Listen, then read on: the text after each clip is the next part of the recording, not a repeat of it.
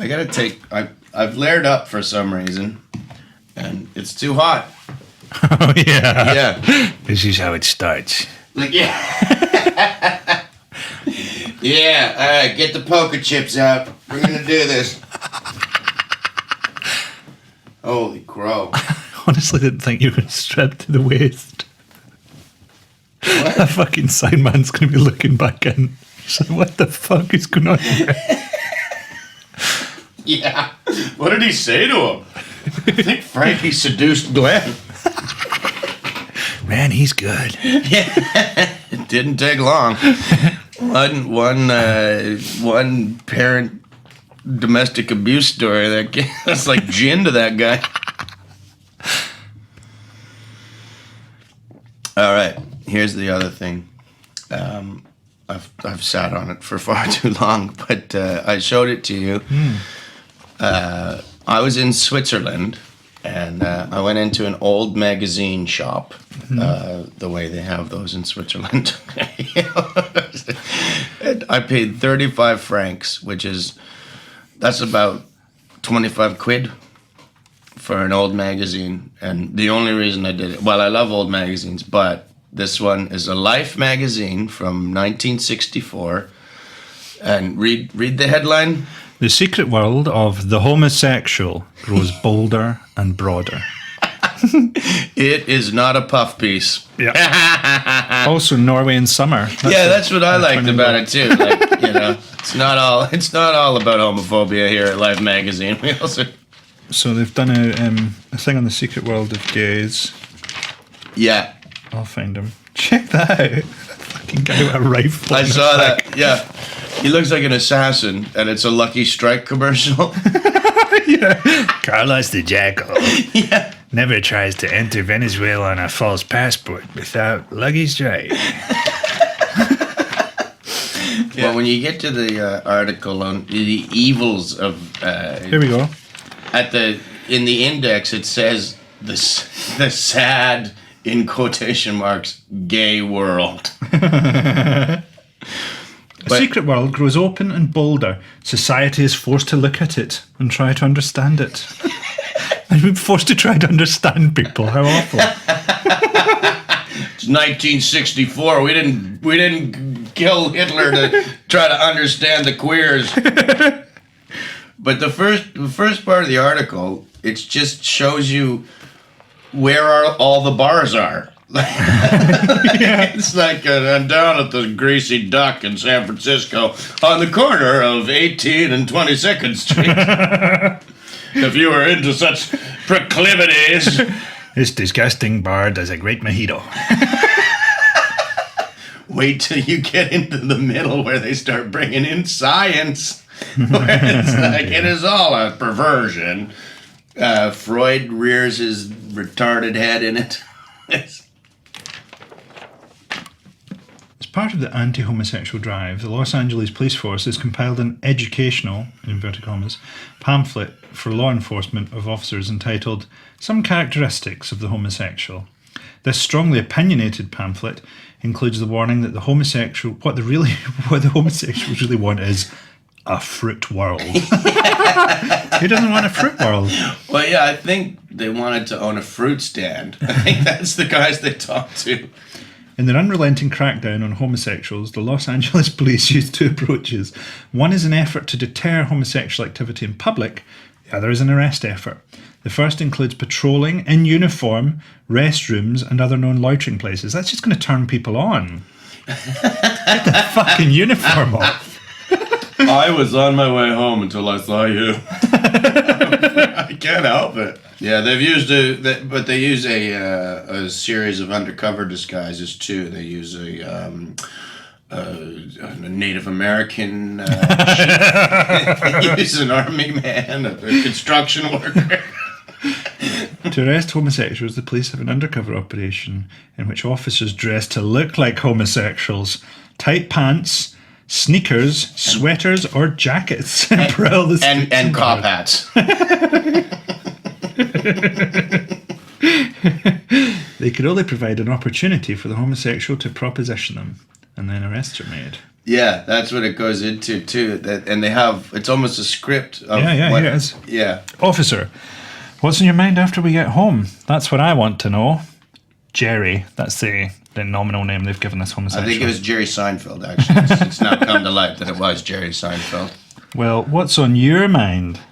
Officer, well, I don't know. Jerry, you don't? Officer, well, that is to say, laughs.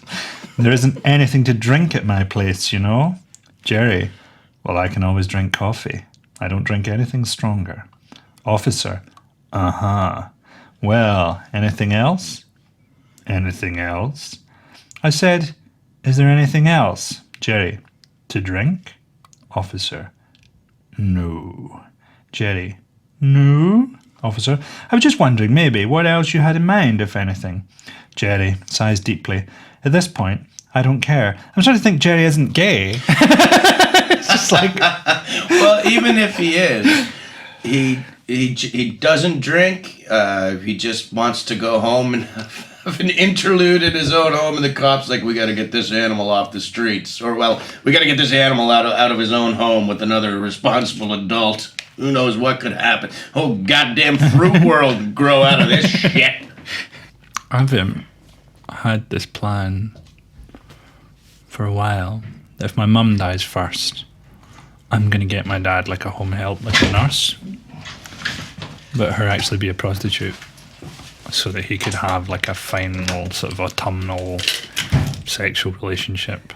Not even autumnal, like dead of winter sexual relationship with a prostitute. Can you imagine though if you got your dad like a prostitute for a last hurrah, and just the over the course of a week, just quietly takes you out to dinner and Frankie, you get me the wrong flavor.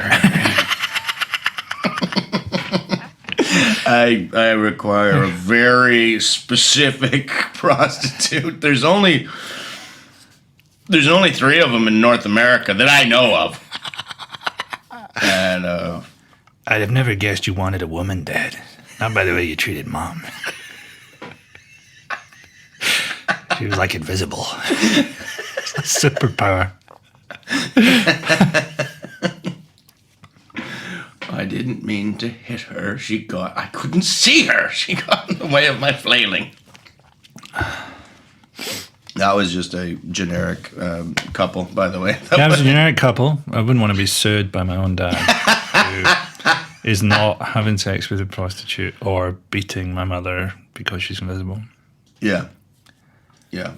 That I'm not aware of that either.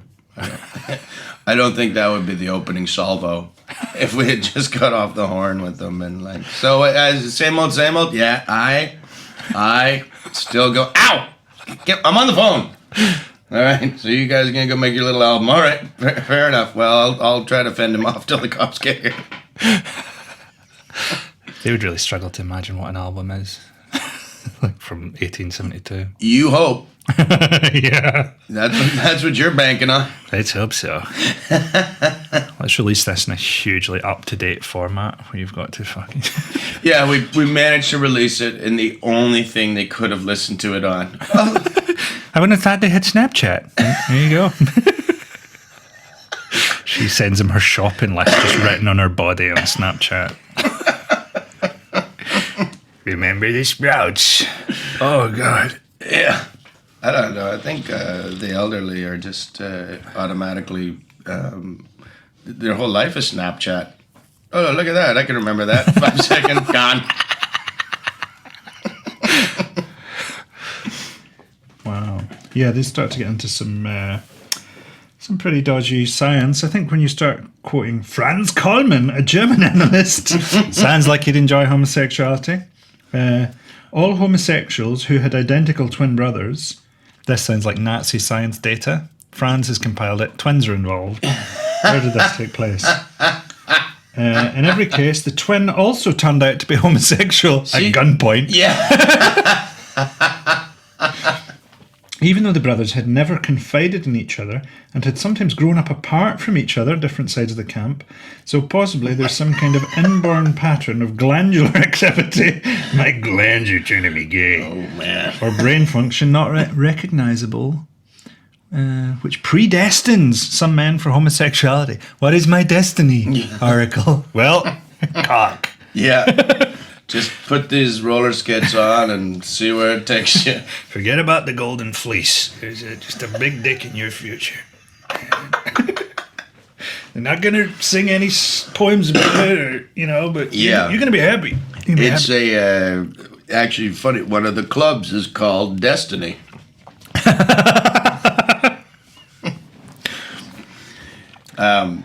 Yeah. Well, that science there, like I remember just reading it going, is that true? And then I started to think, like, how many twins do I know? And it's hard to ask them, Yeah. Especially like, hey, look, have you read the Life magazine article from 1964?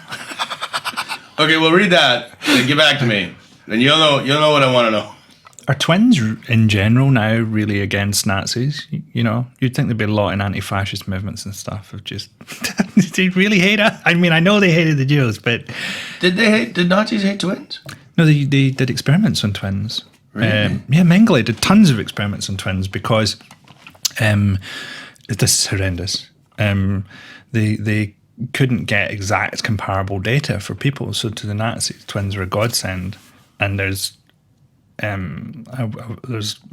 documentary about Auschwitz where a woman talks about being experimented on and trying not to die. She's still alive. She survived, and her twin survived. But she said the reason she's trying not to die because she knew that at the point where she died, Mengele would go next door and ram a poison needle into her sister's heart because they wanted them to die at the exact same time.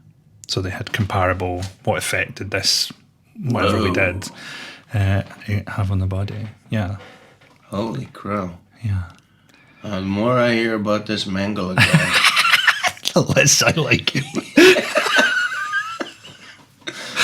Oh God! Well, because if that's true, I know twins are feared in Africa in some cultures, and I thought to myself, is that because I know homosexuality doesn't fly in all of the places on the Dark Continent. So, are you allowed to call it the Dark Continent anymore? I don't think so.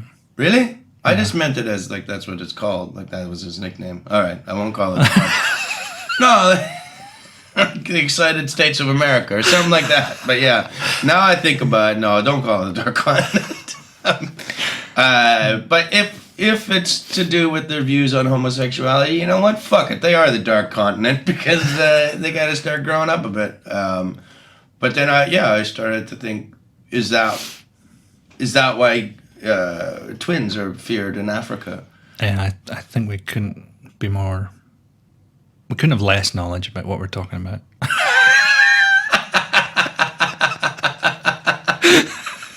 Not unless we fell down the stairs immediately. Based on an article from 1964, which only one of us has read, we're starting to theorize about African people's views on twins. None of the instruments are reading anything, and there's a lot of clouds, and I tapped this dial and it just went right back to zero, but let's keep going. What was I gonna say?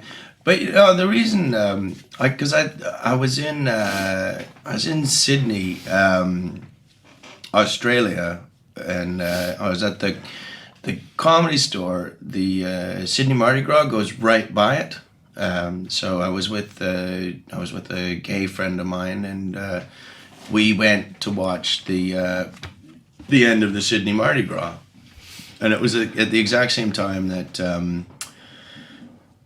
Uganda, that idiot in Uganda had come out and made gayness illegal. Mm-hmm.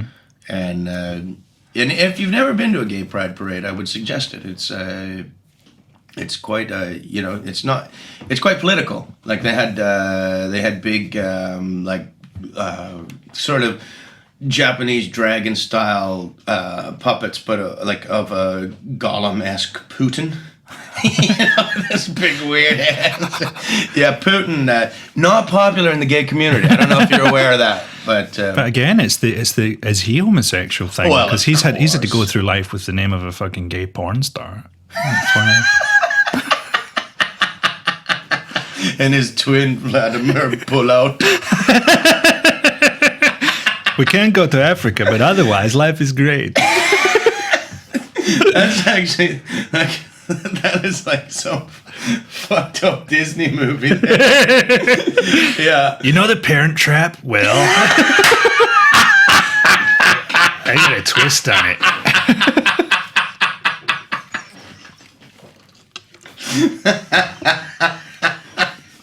Yeah. And in the end, the last scene, they think they're alone. But there's been some faulty rigging on the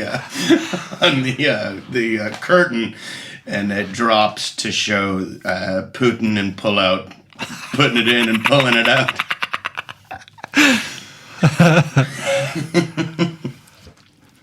Yeah, you know people at Disney, right?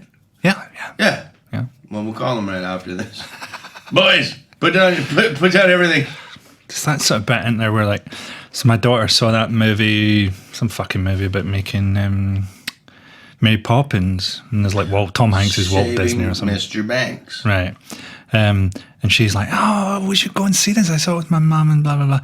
And you're sort of thinking, where's the point where I say Walt Disney was a right-wing nutcase who supplied information to the CIA and had his head frozen? I mean, how long do I let her go on? Yeah. See, I just thought that movie was a children's movie explaining the financial crash and bailout. Oh, why not? Saving Mr. Banks. Oh, come on. I can't imagine what kind of day it's going to be that I have to watch that movie or what would happen. But that's the thing, like, how right-wing was Walt Disney in the time? I mean, if you look at what's going on in Life magazine in 1964, he might have actually been viewed as quite a little hippie. Yeah, but that's like saying you're a liberal in fucking Genghis Khan's Mongol horde. Yeah. Were they? Were they? It's like his horde? He had a horde. But they were Mongol? Yeah. Well, so he wasn't that great of a leader. He's just the only one who... Okay, yeah, now I know why they were riding their horses backwards.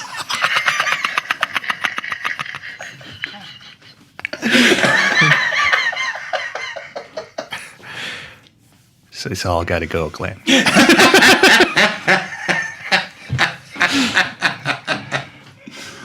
Because believe me, they come at you like a horde. You do any of these jokes, you just sweep across the plains.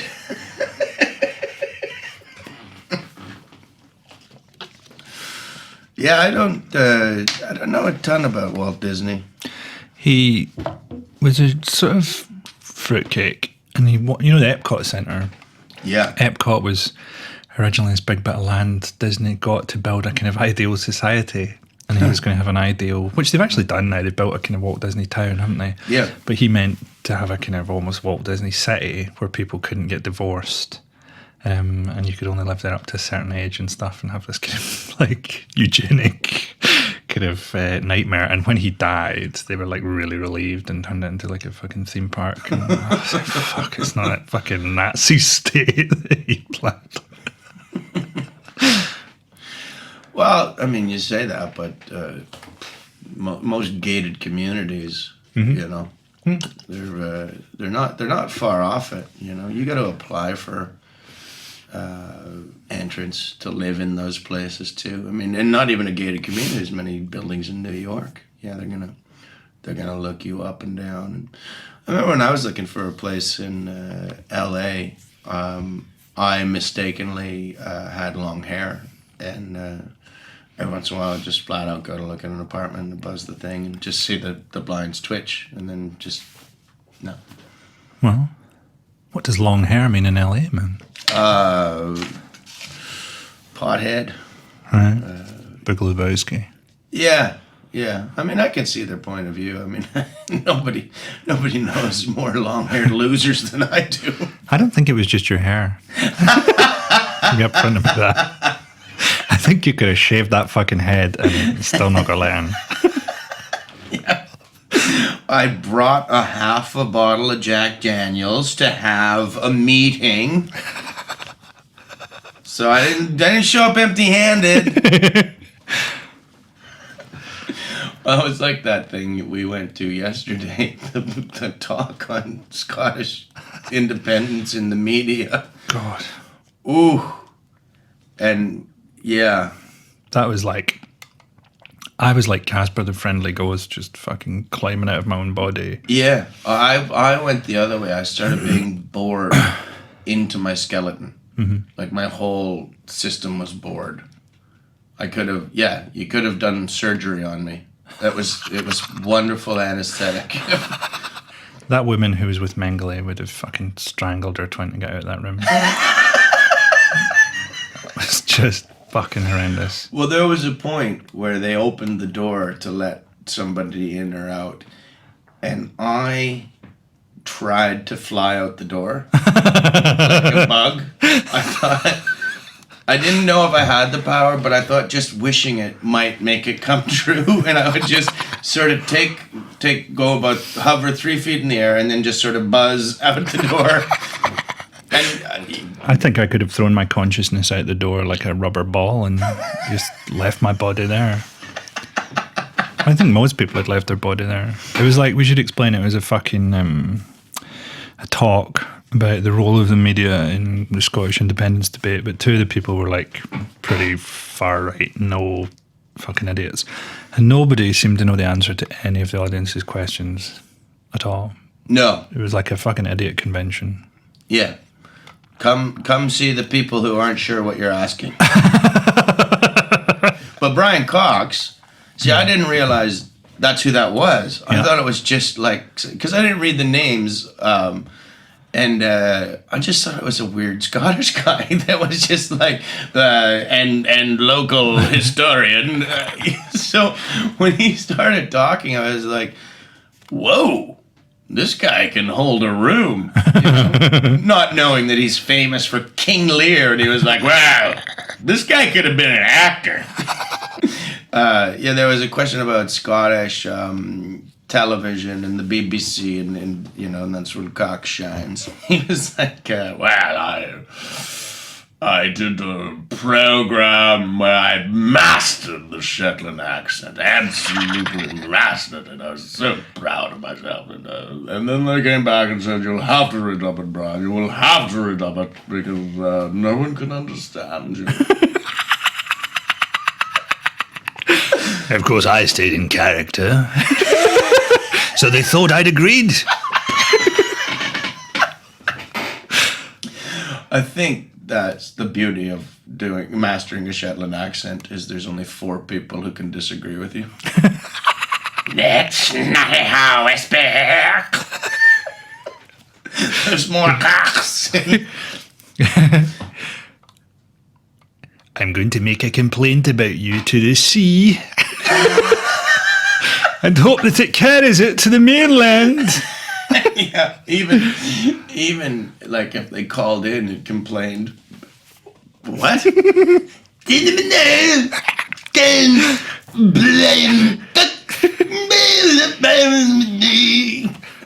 think it's a sea shanty. I think they're singing a sea shanty. We'll be okay. How can 4 guys form a horde? Fine. Honestly, that room, I was really hot. And it felt incredibly unwell. And I thought, like, if Death turns up, this will be like the first hug he's ever got, man. Like a big back slap. Yeah. Mr. How you doing, buddy? And a couple people trying to like sneak in. Hey, Death. Hey, Death. How much room we got in the car?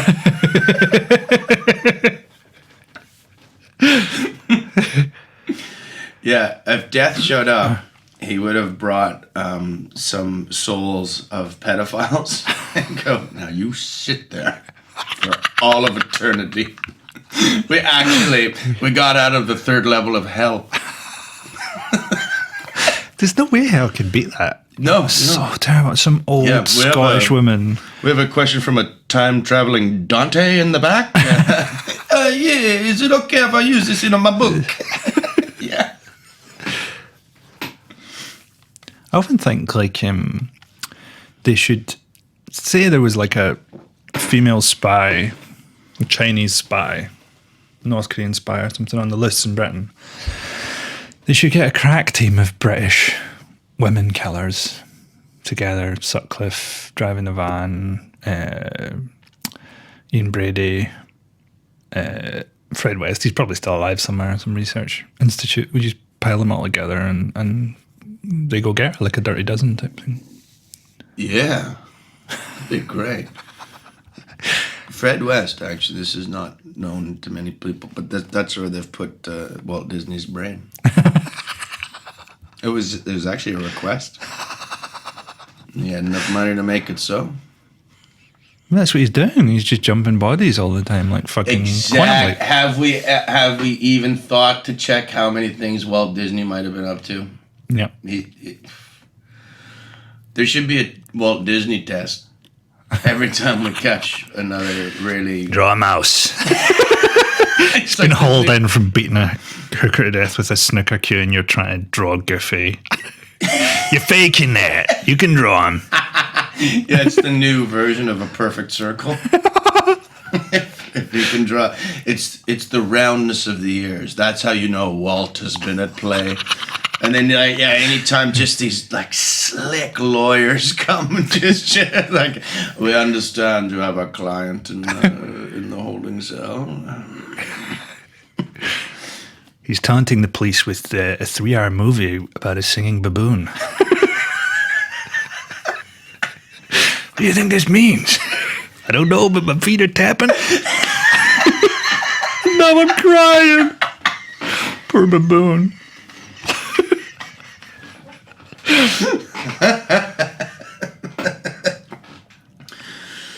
Yeah, so anybody out there, be on the lookout for Walt Disney's brain inside of evil. Stitches people. on the head, doodling, and killing women. That's although he never killed women, but We don't know that. we don't know that.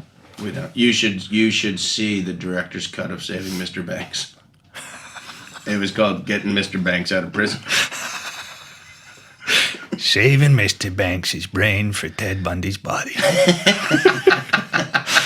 We should do like a new. Remember Dogma's quite a while ago, isn't it? How long was that ago? 15 years or something? You know, they like all natural lighting and all the rules of Dogma Oh, right. cinema. We should do a new one, man. Just some arbitrary lines around the filmic form. I think no questions would be a good start. No one's allowed to ask anyone anything. No questions, no hats. No people from Sri Lanka. Just that's the other one. That's a biggie. We don't want them. I can't think of anyone from Sri Lanka who might be in a movie. MIA. Good. Just like complete silence for the theme tune, and then at the end, music by MIA. My half Sri Lankan friend Misha Crosby can be in the movie, but only in half of the scene. You have to cut him off. You can only film half of him. He's got a mirror down the centre of his body, so he sort of opens it up and talk to people. He can do that. He can't raise his eyebrow, though. He tried to deduce something in a scene. He just looked shocked. We set it in Sri Lanka, but no Sri Lankan people, and everybody passes out from not having a hat. Unconscious white bodies on the streets of Sri Lanka. That's the title. I think if you just called Bjork and said the name of the movie is Unconscious White Bodies Laying on the Street in Sri Lanka, she'd yodel something that would mean yes in Icelandic. I think her heart's yodeling it right now, just because she can sense this is coming together. And she's in the middle of the culture like a fucking spider in a web. She feels everything. I know. Every idea that goes into the ether. Mm-hmm. We need a name for our cinematic style. Well, see, when you first mentioned Dogma, I thought you meant the Kevin Smith dud. I was like, so maybe we should name it after another Kevin Smith dud. Mallrats? Yes. It's the Mallrats movement. Hey, just whatever you think it means, that's what it means. That's another rule of Mallrats. No, that's too broad a rule, Glenn. That's not a rule. That is a rule. It's not I just made it. No, here's the deal. If you think something in Mallrats is racist, then it is, but you made it that way. So if you just think it's not, then it's not racist. Wow, I think that's quite profound, and I can say it's quite profound because I just thought it, and that's made it profound. Yeah. It's profound to me. I'm a fucking idiot. Lucky you. All right, we need more Mallrats rules. What else bugs you in movie? Car chases? No car chases. Let's fucking have that for a start. No chases. Yeah. Nobody can move faster than a walk. No, you have to verbally catch people. Yeah. Like you can do the French Connection, but it'll all just be arguments. Or traps. So people walk slowly into a net, or there'll be a lot of traps in Mallrat films. Yeah. Heavily camouflaged traps. Yeah. You just. That's the beauty. The set design in Mallrats films will be amazing because, like, everything will have to hide several traps. It's going to be a boon for trap makers worldwide. Yeah. Well, it's easy to end a Mallrats movie, too, because somebody's just like, oh, I got away with that. I'm just going to... Whoa!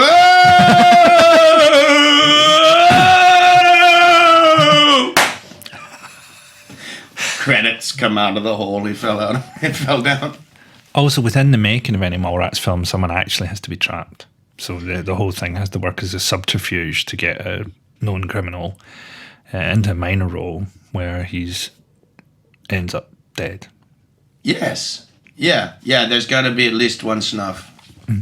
One criminal snuff in every Mallrats movie.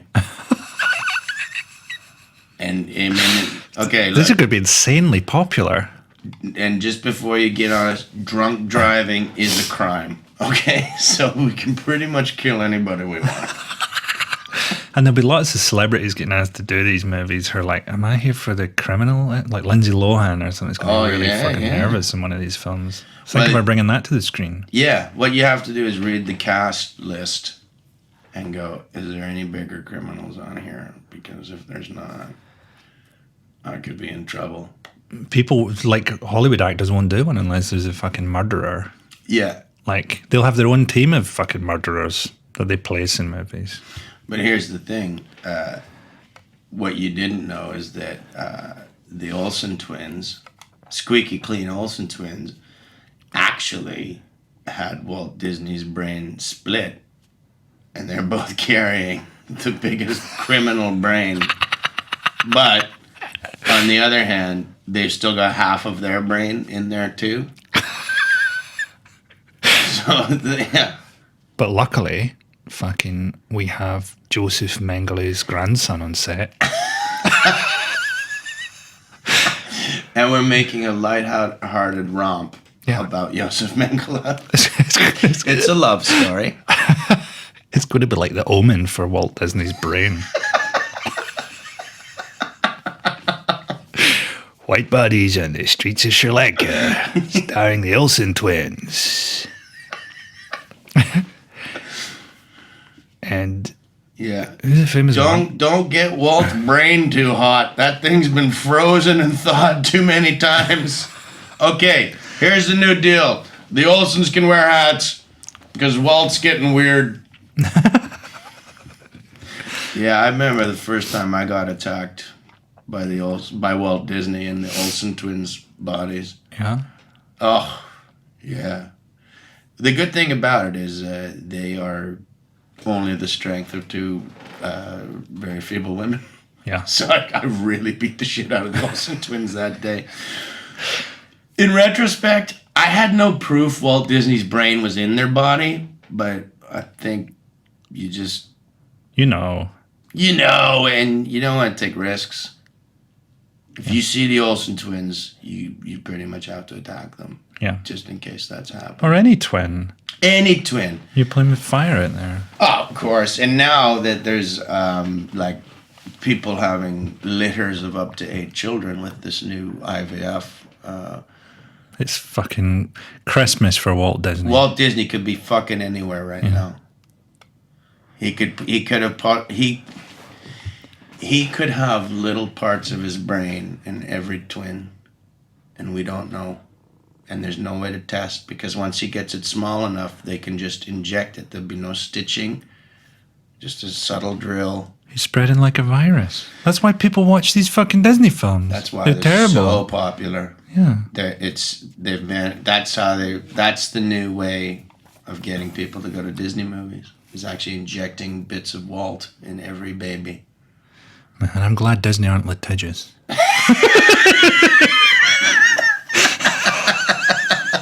What are they gonna do?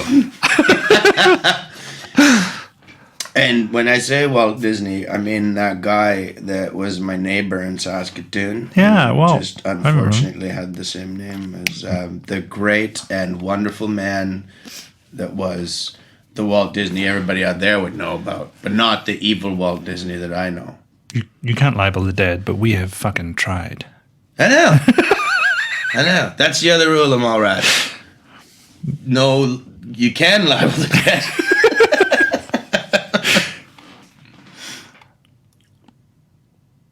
All right.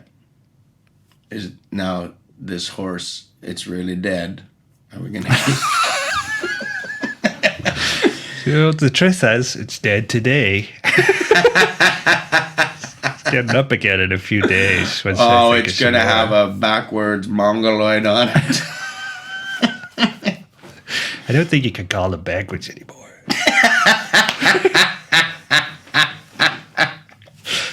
I think they prefer that to retard. I would. Or what if you said retard backwards?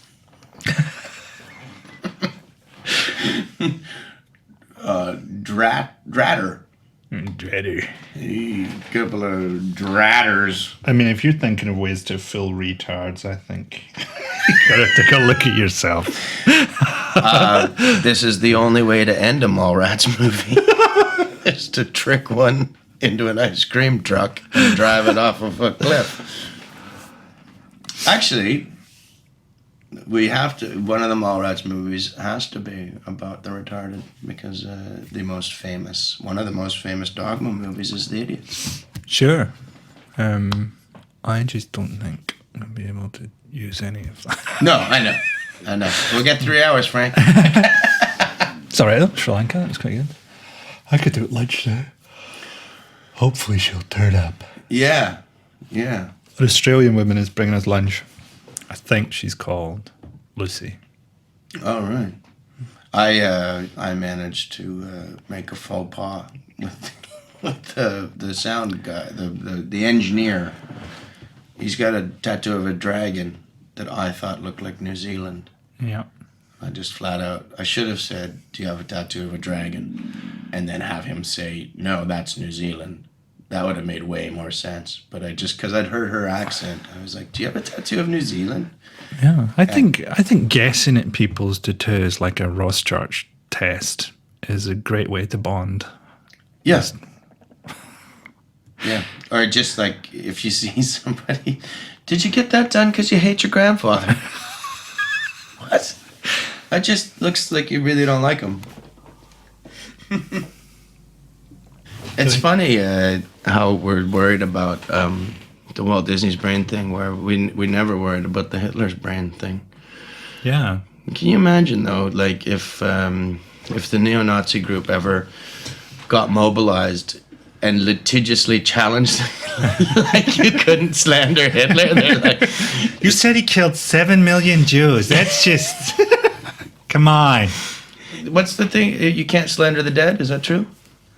Well, you can't libel the dead. I think it'll change though, because if you're fucking the estate of Roald Dahl or something, and someone goes, Roald Dahl is a fucking paedophile, that obviously affects the sales of his books, and which are worth millions. So Well, it we will might eventually be able change. to smoke out the Disney Corporation with this. Where they go, you've libeled Walt Disney. You go, well, he's dead. Yeah. A guy turns up with a big stitch down the front of his forehead. Well, the Olsen twins.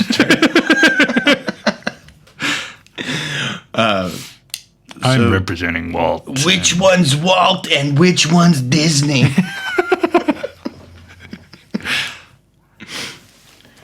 Yeah, these are all things that are absolutely going to happen. Yeah. Here's my theory. Changing consciousness. This whole idea of everything would be fine if we just change consciousness. So that's kind of the worst idea ever, because really it's just sort of going, everything would be fine if more people thought like me, and you're just sort of like, well, everybody that says that is a rich white Westerner. So like Russell Brand or someone will say, well, if everybody just was more like me, Yeah. If all that keeps the world together is that people aren't like you, so like that most people live in China or India or Africa, and if they were like 0.5% like you, if they took like one flight a year, the whole thing would turn into a fucking fireball. So even the consciousness that you want people to change to is actually the most destructive thing imaginable. But here's what I think. People are now so vainglorious and so egotistical that the only way to heal them would be to put them into a sort of therapy that involved pretending that they were the therapist. So you sort of pretend that they're the figure in control, and you send patients to them who are the real analysts, and you deduce what their problems are from the way that they analyse the dreams that you give them. There's no other way around it. Who was I talking to? I can't remember. They went to an analyst, and the analyst fell asleep. Great. Yeah, I mean, just that thing we've been reading about, just this whole psychotherapy, but it's just, an hour is 50 minutes in their world, too. That's the Really? bullshit. Like stand-up? It's like Edinburgh. Yeah, 50 minutes, bit of chat. There we go. Yeah. So you in from out of town? Yeah, I've been here for 5 years. they are basically MCs. Yeah. Yeah. Is that your wife? Is this a computer date fuck up? I bet you that they give the same advice to everybody. It's like a shitty MC will always like angle it into what he needs to say. I think they have bets with each other about the weirdest thing they can get in there. You've got to ask him if he's ever licked a pork chop. Wasn't cooked. I'll do it. And then it becomes what they can get their patients to do. And the first therapist that ever got them to get a sex change won. Like no one's ever touched that therapist. Like, wow, you were given the hardest task and you did it. Knocked it out of the park, Yeah. Jacob. The only way you can get better is if you get them to change back. Like that's the dynasty. If you get them to change over to one, and then they get back, and then back. This guy changed, a lawyer of all people. That guy, the therapist that got that guy to change into a leopard and live on a Scottish island, man, he's just like every year at his own table at the awards, just sweeping it, man, just coming up. Can't touch this. Yeah. Is he still a leopard? Well, you're still the champ. Thanks.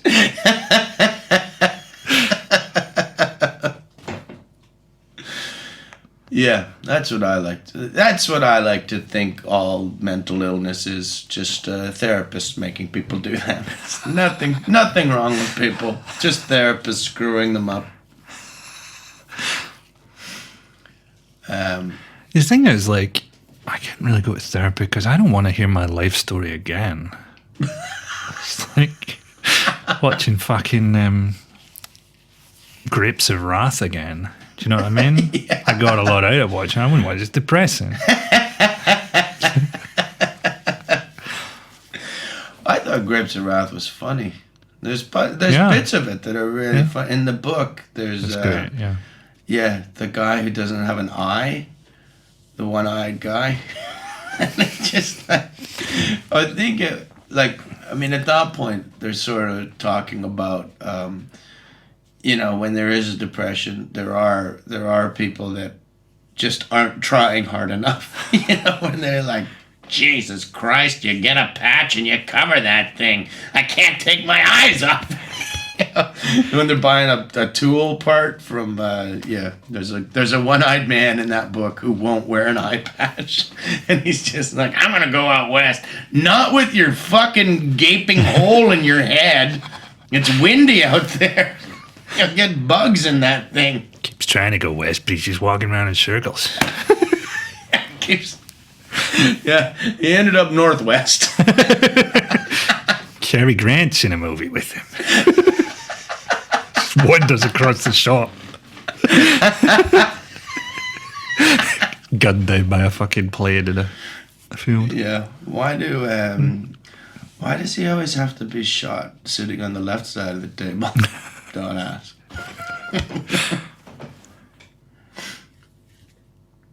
Yeah, I think relationships are a bit like great movies, you know what I mean? You sort of fucking, you've seen it, you appreciate it, you still know it's got the fucking quality there, like your partner, but you've fucking seen it, and you just watch any old fucking straight to DVD shit rather than watch it again, you know?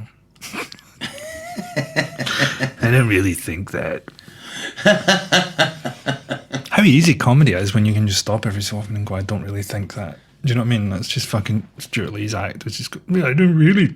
You're like, well, that's simple, isn't it? You can't just do that and then complain about everybody that doesn't. You didn't say you didn't really think it. Fuck off. Yeah, well, that's the thing when people get on stand-ups for what they've said on stage. It's just, it's ludicrous, you know, especially if they're talking to the audience. You had upwards of 3 seconds to think about something and you came out with that. Yeah, I'm surprised I came out with anything. I wasn't even paying attention when it happened. I was just going through the fucking motions one more time because I hated you from the moment I walked on, and half of your fucking arms were crossed and the other half were staring at your watch. Yeah, I didn't like you. So I disconnected myself from the situation. I tried hard, I did the jokes, but then somebody yacked some. I didn't hear them. I was away. I was in a happy place. I was watching a fucking debate in Scotland about the media. That's how much I hated you as a crowd. I've gone back to a happier place, which was the most boring place in the world, which was away from you cunts. And then, yeah, I said retard. Okay, I said it. I said it. I should have said it backwards, but I said it. You know what doesn't mesh exactly with my worldview and morals? Something you blurted out under hot lights. Something that you, a different person from a different upbringing, a different place, chose to say to me. Even though I wasn't there. All I have is a few loose misquotes, but I'm offended. I want the things that you say at 10:30 at night in Newcastle to not offend me at the breakfast table. Well, that was the thing with. Did you see Macklemore? No? There's been a gigantic storm in a teacup. It was on the internet. Of Macklemore. I can't think of anyone more innocuous. Yeah, I know. I call him Vanilla Nice. It was in Seattle, where he's from, and he played a secret gig. There was just like a radio station was doing just one of those compilation things, and they didn't announce him, and they didn't want to announce him, so it would be a nice surprise to anybody who came along and to see the show. So he to the point that he put on a disguise. He put on like a big beard and a like a witch's nose, and a wig, and sang Thrift Shop, which was supposed to like go, oh look, oh it's Mac, oh. It was seen as anti-Semitic. Anti-Semitic. Because he had a beard and a big nose, right. And. Like, I didn't even piece it together and put people in the air. And he sang Thrift Shop. Thrift Shop. Right. Because it's a song about saving money. Don't compare a man in a fake nose to the Holocaust, you know? People are like, I can't believe he would do something. Because here's the other thing pisses me off. Jewish people aren't the only people with big noses. You know, and he didn't wear an obviously Jewish costume. He looked more like Jamie Farr than anybody else. Yeah. Well, it's like you say, the racism occurs in their head. You know, the anti-Semitism occurs in their head. It's a Mallrats thing that's happening here. And we should get him perhaps to do silent music for one of our Mallrats films. Yeah. He'll do a cover of Mia.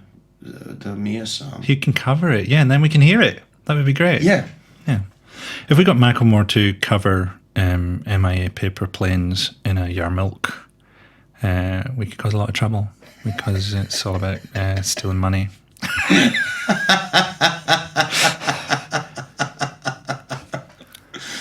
Well, I mean, I'm from Vancouver, so he's from Seattle, so he'll probably do it if I call him. It's unlikely he's anti-Semitic. No one ever says that, though. Things kind of get judged on almost purely like a science experiment or something. So people sort of go, that gay liberal rapper from the beat poetry scene, I guess he might be anti-Semitic. You're like, well, it's probably not going to be. Do you know what I mean? It's not like Nick Griffin's fucking done it. Do you know what I mean? Yeah, no. But everything sort of gets judged in this. Everything you've done and said with your life is null and void if I don't like the plastic nose you choose at Halloween. Do you know what I mean? Fucking, there was a thing a couple of weeks ago, fucking Newsnight did some, not Newsnight, but BBC Two did something about fucking sexism and culture and rape jokes, and they conflated it all with internet harassment of women and stuff like that, right? And I'm on there doing some joke out of context, right? Because fucking all mine are about how I'm sexually incompetent and fucking like a mess, right? And you're like, well, fucking reports coming out that 1,000 people were raped in the BBC dressing rooms. 1,000 were raped by Savile. At the time, Stuart Hall was on trial for raping people in BBC dressing rooms, which he was found innocent of. And that week, they'd be like, well, maybe the problem's guys in basements being inappropriate. And you're like, no, if you know about rape culture, I mean, surely it's the fact that you're raping people. Yeah. You know? Yeah. You know what the number one cause of rape is? Rape. Yeah. Behind Rapists. almost every rape, there was a rape. And it's like, well, maybe these guys are saying fingering. Is that really it? Yeah. Fucking hell. And do you know what? It's a fucking thing. That whole thing about rape jokes and stuff, I think, is a thing so that people can avoid talking about anything that would cause them any trouble. So they can conflate their annoyance at what is a rape culture. I think we live in a rape culture, right? At that with people who don't employ them. You know, so guys in basements don't offer you a fucking job. The BBC do. Guys in basements don't have a record of raping 1,000 people in their dressing rooms. Well, a couple do, but you know, it's a way of being able to express your disquiet with the culture on people who are not at all responsible for it. When you work for the people who are responsible for it, but also people said to you, so like Esther Ranson and Paxman, all that, yeah, that's something new, and you're like, wait a minute, okay, but then don't fucking do a show about rape comedy and stuff. It's like being told off for farting on a tour of a fucking sewage farm. Thank you for saying sewage farm. I totally thought you were going out Auschwitz. I totally thought. done that. I know. I remember that. Season 1, Wolf. Season 1.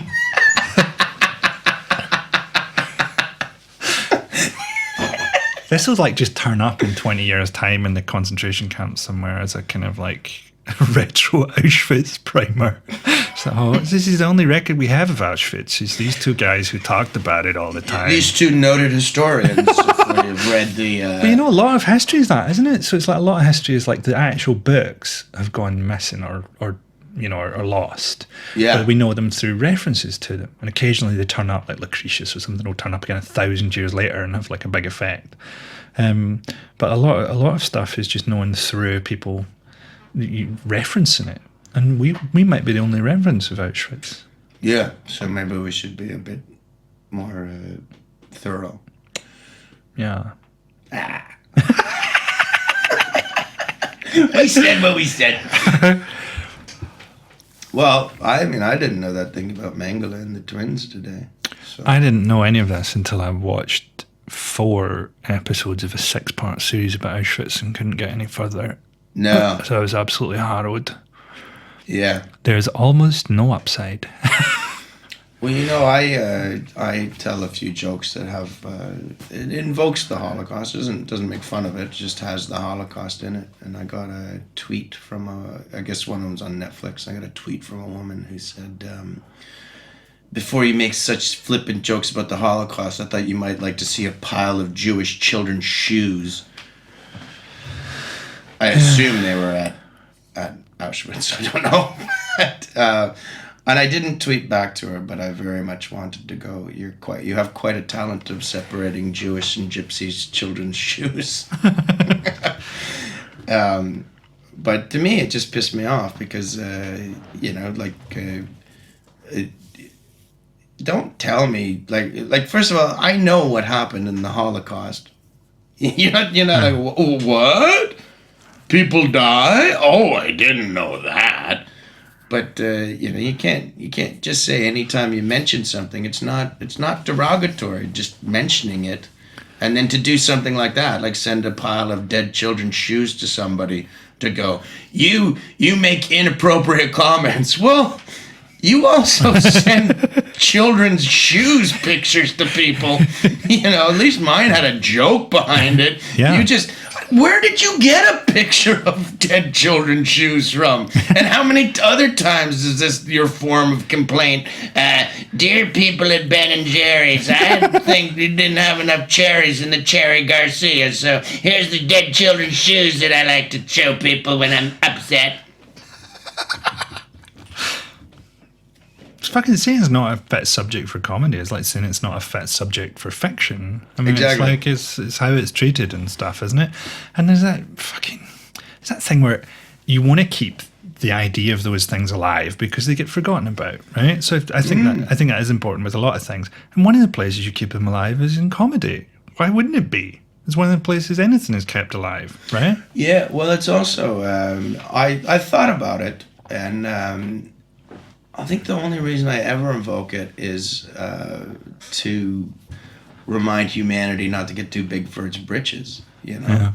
If you and I don't know why I don't know why it keeps coming up as a punchline, but it's one of those things. Like if you can invoke that properly on a stand-up stage, then If you've got an audience that just thinks they're so right about everything and they never should have their beliefs challenged, well, guess what? That's what Germany was like. Yeah. Well, fucking one of the things I got fucking trouble for was this thing about Down syndrome that was about, it must be fucking annoying having people make your decisions for you when you've got Down syndrome. That's what it was about. And people are like, that's terrible, you're about Down syndrome. You're like, no, fucking disabled people agree with that. They all agree with that. My friend used to describe it as, she was like really heavily disabled, and she said it was like being born twice. So you've got that thing where you're born into this disabled body, and you've got the second thing where you've got to get away from your fucking mum, in her case, or your dad, because they're like, oh my gosh, we can't have anybody, you know, you can't be an independent person, so you've got to be born twice. Yeah. Now they've got whole groups fucking stay here. One of the things they've got is fucking groups that are against voluntary euthanasia. Remember that guy? What was he called? Tony. I remember him. That guy. There was a guy who had locked-in Severely syndrome, ill. and he was really ill. He couldn't move at all. He was in agony. He lived in hell, and his Hull. yeah,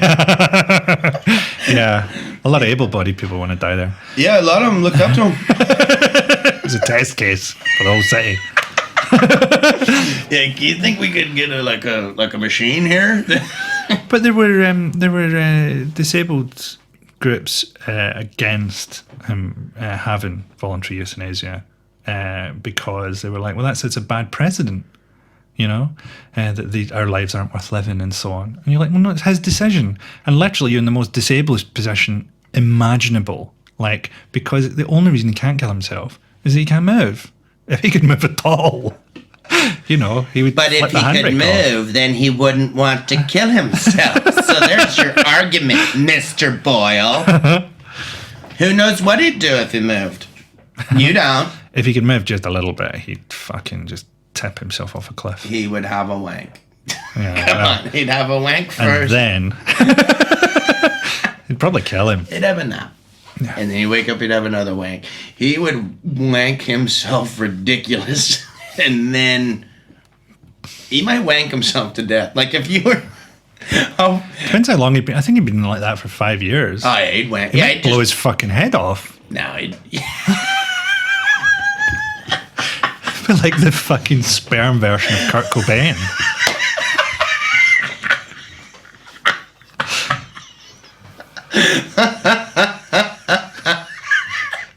We're not sure if it was suicide or an accident. The first guy to get his own brain pregnant. Oh, wait a minute, that's not his own brain. Hey guys. Yeah, this is how Walt Disney actually died. He accidentally put his brain into a guy with lockdown syndrome. Then there was some advances in science.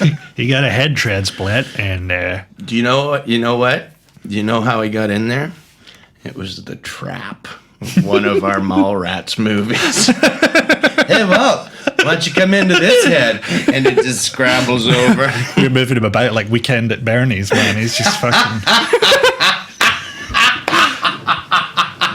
dancing to fucking ABBA. We've got him on sticks. I want to walk like you, talk like you, it's true. And the cop's just crying, going, I love this goddamn plane. You're gonna love this, Walt. Was a trap, wasn't it? Yeah. From now on, I want a Sri Lankan doctor for every brain transplant. You know, you're trying to say that, Walt, but the words aren't coming out.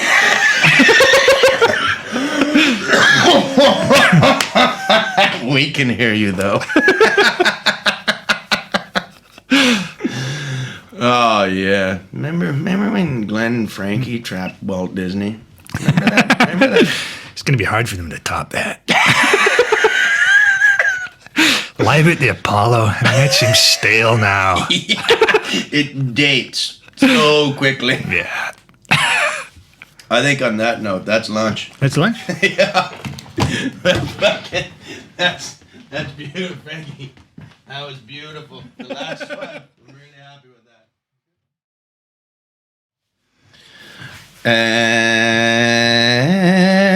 And we're back.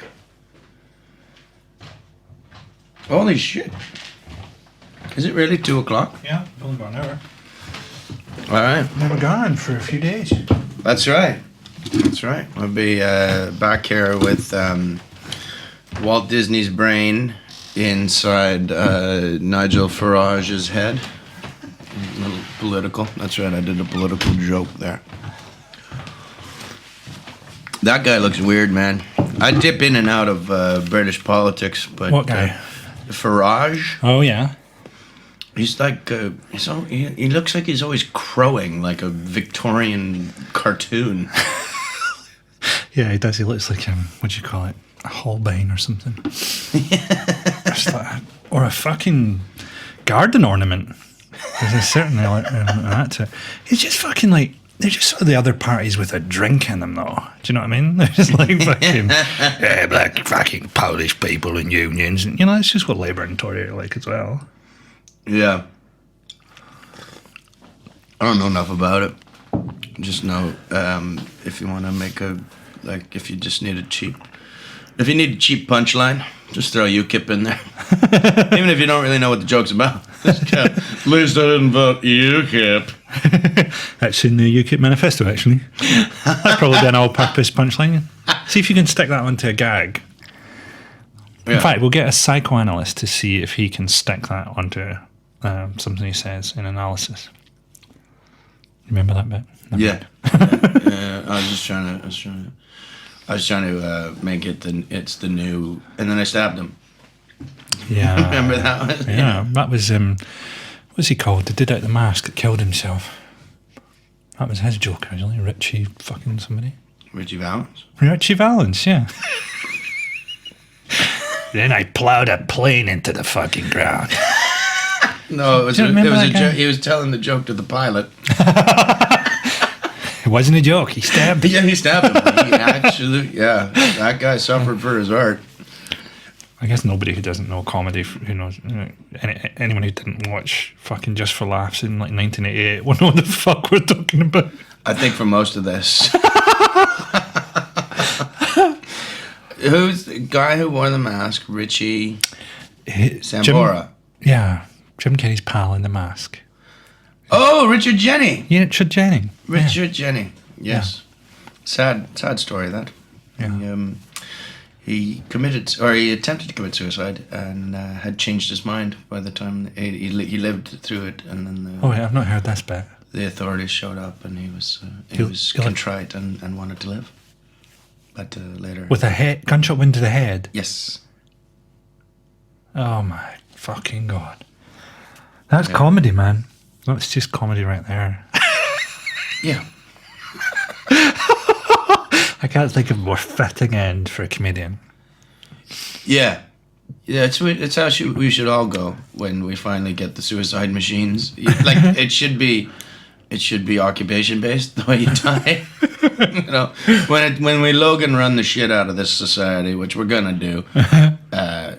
If anybody reads the UKIP manifesto.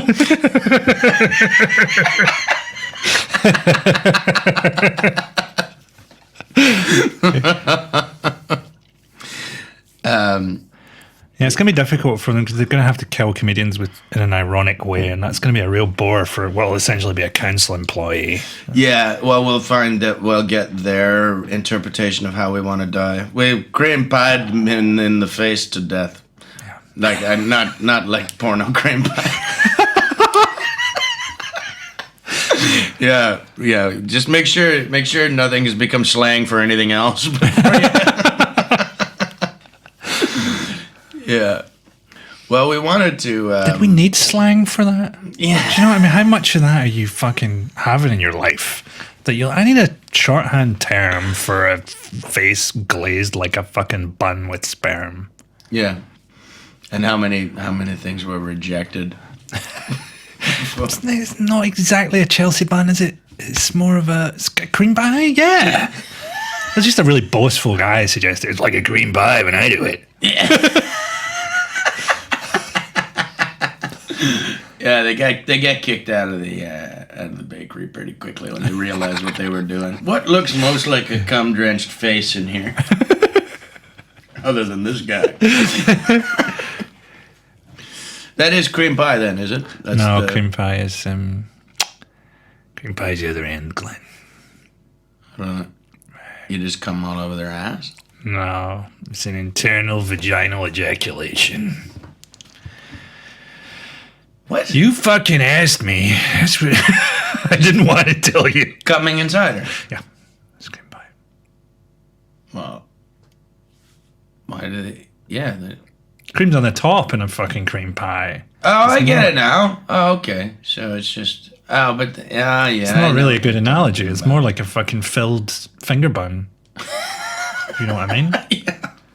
Is there a government agency we can complain to? There will be in the future if you read UKIP's manifesto.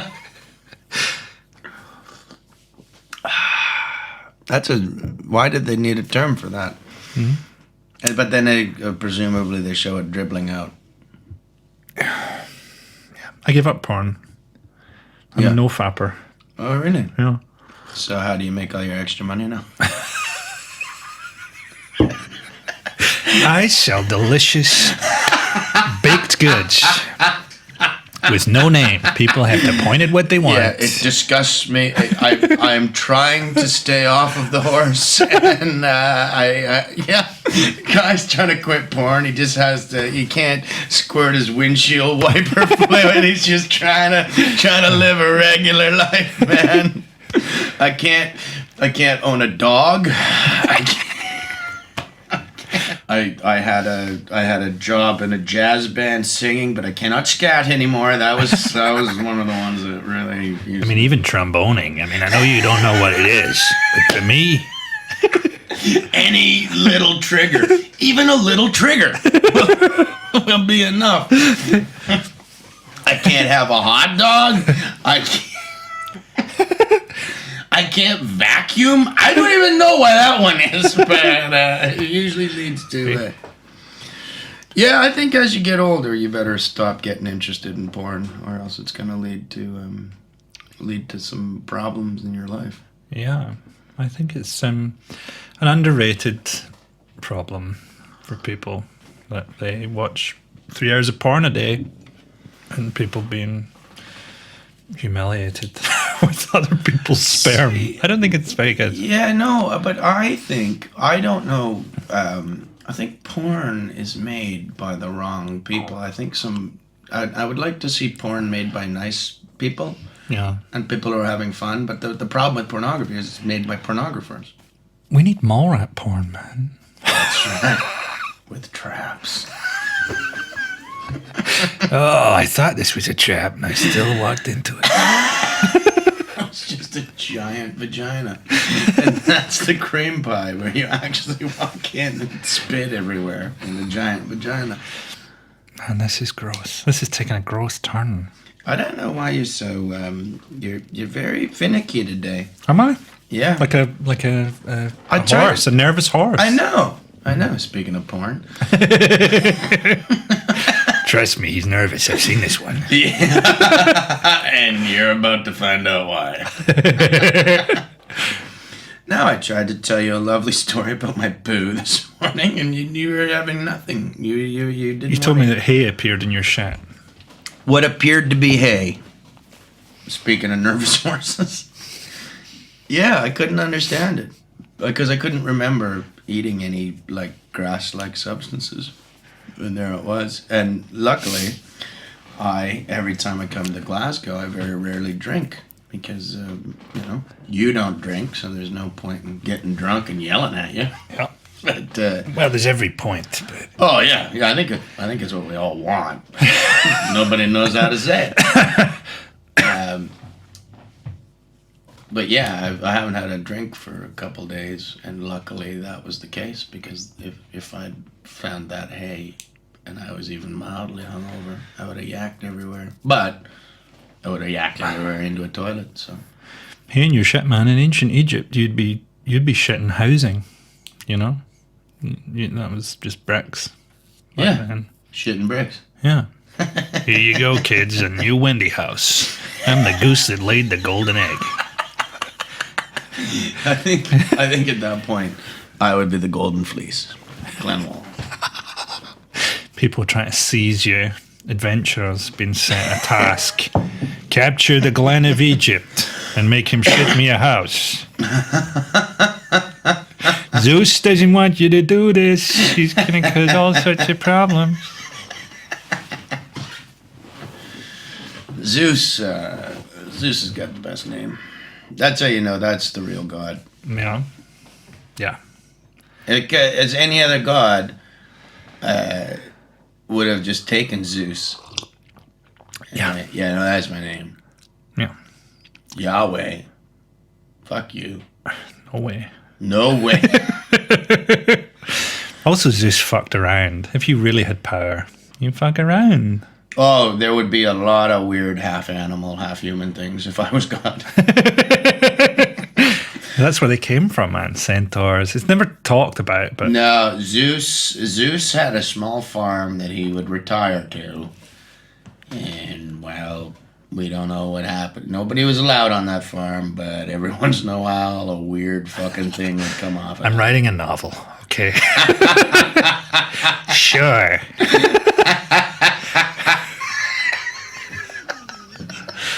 It's like a pornographic fucking godlike The Shining. Yeah, and these are all things that were faster than lightning bolts. Because he tried to pick them off when they were running off the farm. Oh, does anybody see that? No, Zeus, we didn't see. Good. If you're slower than lightning, you're getting fucked.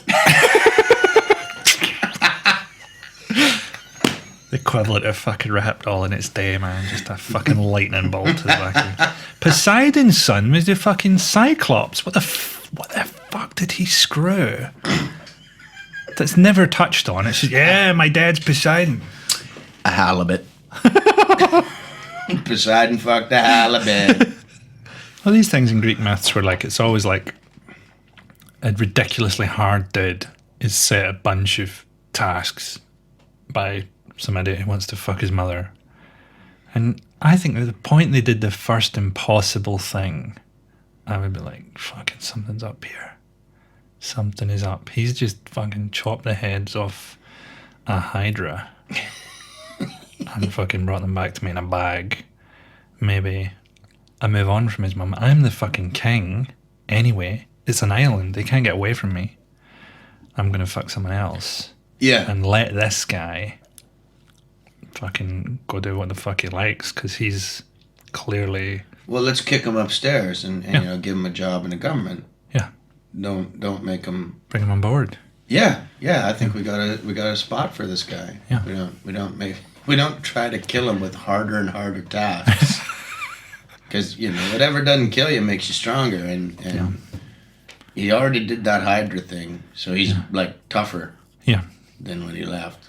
He's killed an invulnerable lion and now he's wearing its skin. Yeah. I noticed that, too. He's redefined invulnerable on one of his early tasks. Yeah. I think he's passed the audition. I don't need to see his resume. I just... Maybe it's just like us. Maybe they were just trying to distract those guys. You know? They were just like, go and do this. And, you know, you think Heracles or Perseus or whoever does really well. But in fact, they spend about 30 years doing all that shit. So the king, he has his fun. The king's just been raking in taxes the whole time. And then in the end, he's just like, fuck it, I'll head off. You know? Yeah. Yeah, he went and lived in Monaco. The king. Yeah. And Hercules was like tired. You think we get tired from Tyr and Frankie? Yeah. It was heavy travel in those days. Yep. There was no internet, no albums. Nope. If you wanted people to know who you were, you just had to fucking go there. You had you had to have a minstrel on the boat or in the chariot or whatever. There's no way of getting music. Keep singing, fucker. No, a lot of the music was just a rumor. Do you know there's a thing where they plunk on strings and yodel? No. I thought you meant a Fleetwood Mac thing. Should we actually be listening to Fleetwood Mac? That would be the fucking weirdest thing that ever happened. Yeah. Hercules' 10th test was to make rumors on his own. And you really have to have like inner conflict to do that because it was so based on hatred. But some there's got to be a giant snake somewhere. No. You got to make rumors, man. Luckily, there's no recording devices. So in about when was Hercules alive? He probably wasn't. Okay, but whenever it was like 1,000 years later, Christine McVie, Stevie Nicks, Mick Fleetwood, Lindsey Buckingham, And an eagle. they will have to prove themselves to Zeus. Yeah. And only have to do the hardest task of all the things. They will also have to make rumors from nothing. And they did it. But I think they now have to do the other labours. Yeah, they should have done those other ones when they were young. The Nemean lion, fucking, he had an eagle, didn't he? Mick Fleetwood? Hercules? No. Oh, yeah. I was just getting so confused. I'll tell you which one makes more sense. Yeah, I think Mick Fleetwood did have an eagle and album cover, or hawk, some shit, man. And Medusa's head in a bag for much of the recording. We talk about Greek myths a lot in these, man. We should move like Norse or Aryan, Teutonic myths, are they called? I went back to Ioma, where my family's from, in Estonia, which is rumored by some to be Valhalla. Oh, really? We've already talked about this. No? Yes, Valhalla was a place, and not a heaven, and Ioma is some people think. And there's rock piles there that I was really interested to go see. So I thought, oh yeah, well they'll probably, like, I'll come back there and the rock piles will know it's me and form into like Thor's hammer or something. And then I'll probably give up stand-up Yeah. and be a Norse god. Well, you'll be the fucking minstrel in that hall, Glenn. Yeah. You know, they'll be out fighting to the death. You'll be telling stories about... If you don't want to see me smile, and if it takes just a little while, look in your heart, look at your hands. We'll be down in a different stance. Don't stop thinking about tomorrow. Don't stop. It'll soon be here. It'll be better than before. Yesterday's gone. Oh, yesterday's gone. Ooh, don't you look back now. As a battle axe bites into someone's temple.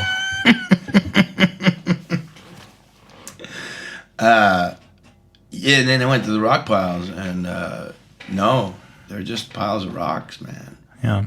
Really disappointing. And they had these faded pictures of the pyramids and Stonehenge, and then their pile of rocks. You can't just contrast yourself. They've contrasted themselves there. They need to put up something they look good against, like... Exactly, like just an empty field. Yeah. Worm mounds. Something like that. I was thinking it would be good if there was a strong economic recovery in America, just so that Bruce Springsteen would have to do some really awkward records about the green shoots of recovery happening in very small towns across America. You built a cycle path Down by the old factory. They turned it into a cafe for the students came when they built the university. Come on, Tico. There's a good thing there where you can just bring in old paperbacks and exchange them. Yeah. Kind of wish I hadn't sold my whole place there. A lot of people in town are angry at me for running the town down just before the property boom. They sold their property, and I made quite a bit of money actually because I'd invested in the old factory. A lot of people are quite annoyed about that. I bought it as a place where I could go shoot tramps. Yeah. Yeah, Uncle Brucey had a bit of a meth problem for a while. There's a yin and yang to everybody, Yeah. okay? I called it my homeless solution. Every time I talked about that, every time I've talked to every time you send money for my homeless charity. I was taking tramps down to the old factory and making them kiss for a while and then shooting them. But people don't see what they don't want to see.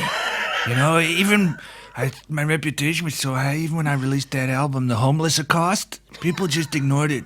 Didn't even get reviewed. Yeah, they said, I think they thought I said at cost. Either way, it was weird. It was weird you let me get away with that for so long. I blame you, America. I stand here before you, a 5'5" Jewish man who shoots homeless people. You made me. Don't you look at the boss like that.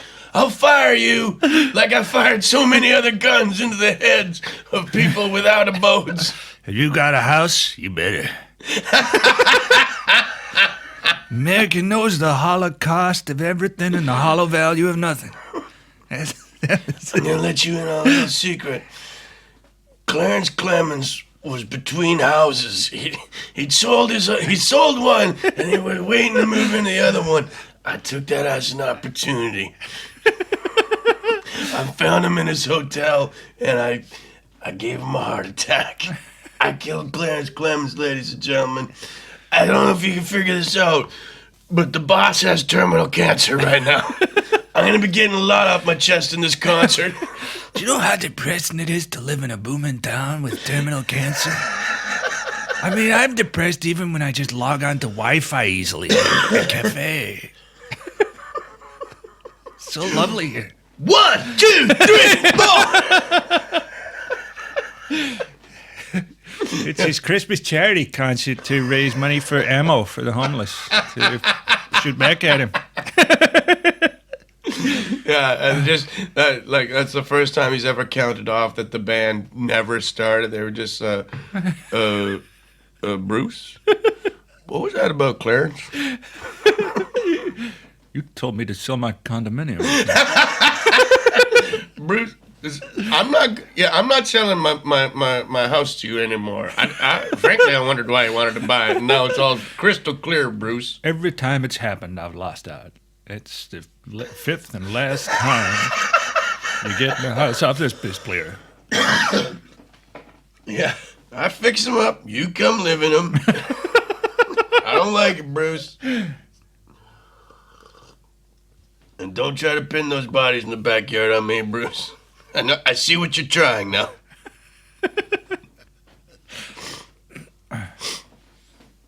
Yeah. I wish singers would go more in depth of like I wish Bono would just be more honest about you too, and because it's always so earnest in between songs, like, oh, we've got to help the Guatemalan finger pickers because they lost their shoes in the great tornado. Why don't you help them, mate? You're fucking loaded, ain't you? You fucking go help them. I'm broke at the moment, mate, because to be honest, I've just paid £100 to come to your concert. Yeah. See a fat guy in tight pants pretend he's a fly. I can get that way cheaper in Berlin, chap. And there's not so much yakky. It's all just it's all cunnilingus. It's cunnilingus and a fat guy in tight pants.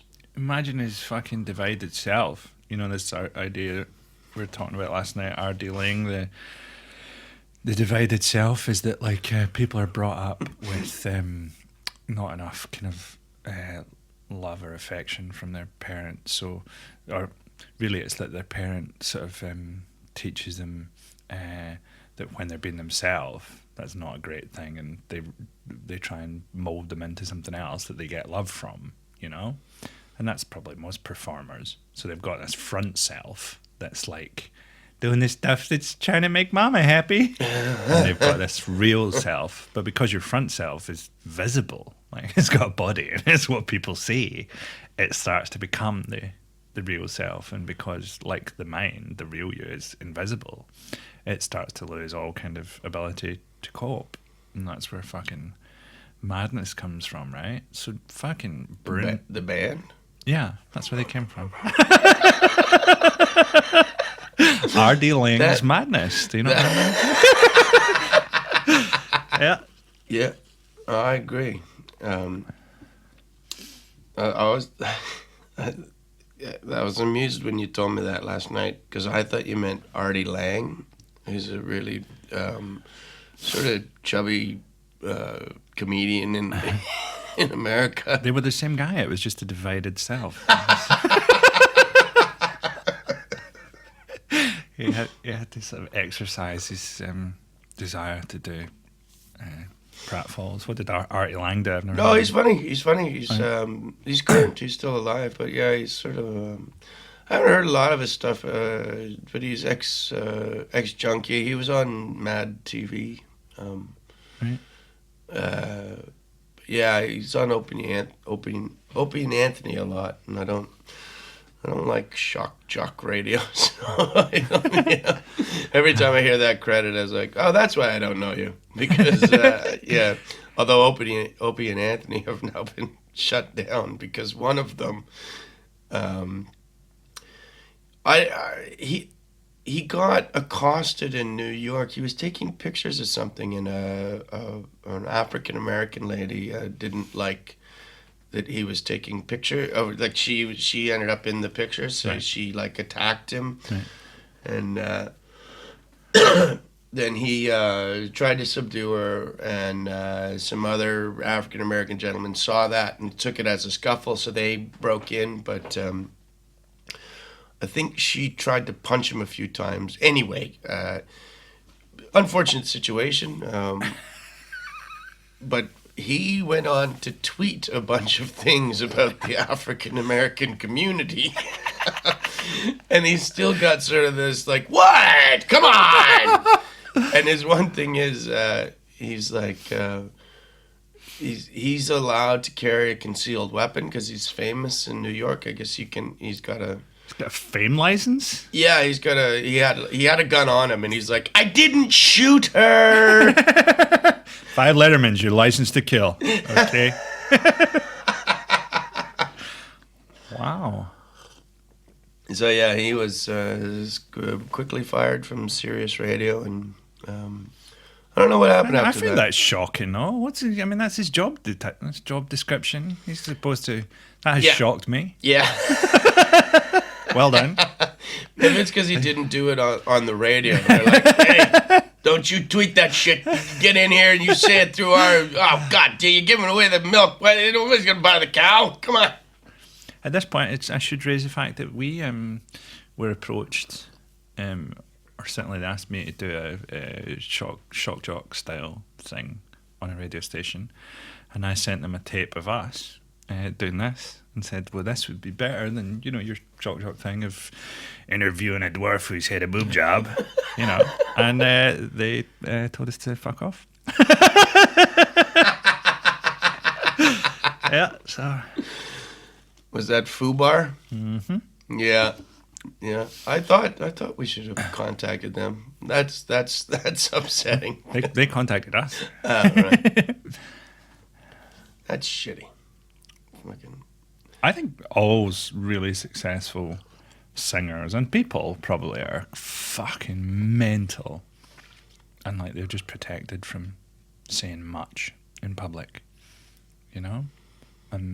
Were we talking about this in an earlier one where it's just when they're no longer useful to Warner Brothers or whoever, they just go to Tom Cruise. They go, yeah, go on Oprah. Tell her what you think. What's going on up in space. And then they just shuffle on to the next guy, and he's equally fucking nuts, but they just protect him for a bit. Maybe there's a alternate version, like a second self radio. Where everyone's real self is now just sort of connected on like they made 2 internets, one for us and one for the real us's, and now they're all on Faceless Book. I'm co-presenting this with my divided self. No, you're not. Excuse me, you think you've got one divided self? Splitting up like an amoeba over here.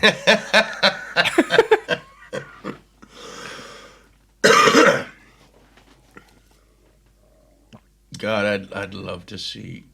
I would listen to Rush Limbaugh's Divided Self radio.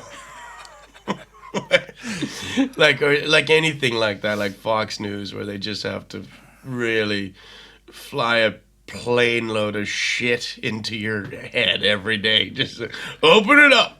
Here it comes. Open the hatch, mate. It's a good day. Ever heard that Nas song about Fox, Crafty Fox or something it's called? No. It's about how much he hates Fox News and all that. It's dead politically conscious kind of album. It's really great. And then in the middle, he does a song about how much he loves fried chicken. Just, it's like, nice. We were so nearly there. He's talking to the fried chicken like it's when I lay you down, baby, on that little paper napkin and all that. And you're just like, oh, fuck. Fondle your breasts and your legs. Yeah, oh yeah. I don't think Nas didn't get there first. Is that bucket for my cup? How's the sales going? Well, nice. People are asking if there's a version without that song. Real happy with the rest of it. Yeah, it set a record for the least downloaded song off a hit album. iTunes, we can actually chart that. And we didn't know they could return songs until now. we were pretty adamant we weren't going to let them do it. And then we had a little peekaboo on that song. We gave it a little listen, and we're Christians. We're Christians, and we can't, Are you sure, man? Because isn't it just Bruce Springsteen has released a record about how bad that song is, and he's going to talk it down and then buy in low? Are you sure? Springsteen's been talking this record down for months. We initially thought that too. That's why we wouldn't sell our stock in it. But no, Nas, it's the song.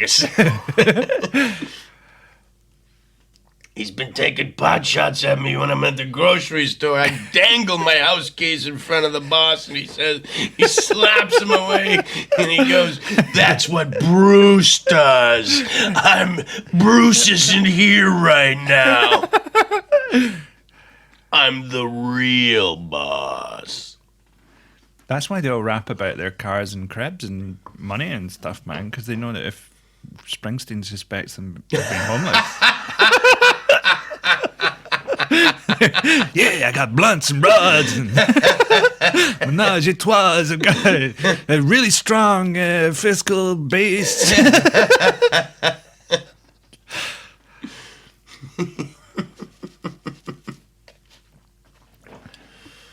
Yeah, now we're starting to realize who the man is. Actually, the man is one man. It's Bruce Springsteen. I called myself the boss, and just nobody caught on. I mean, Yeah. It's just that hiding in plain sight. My strategy.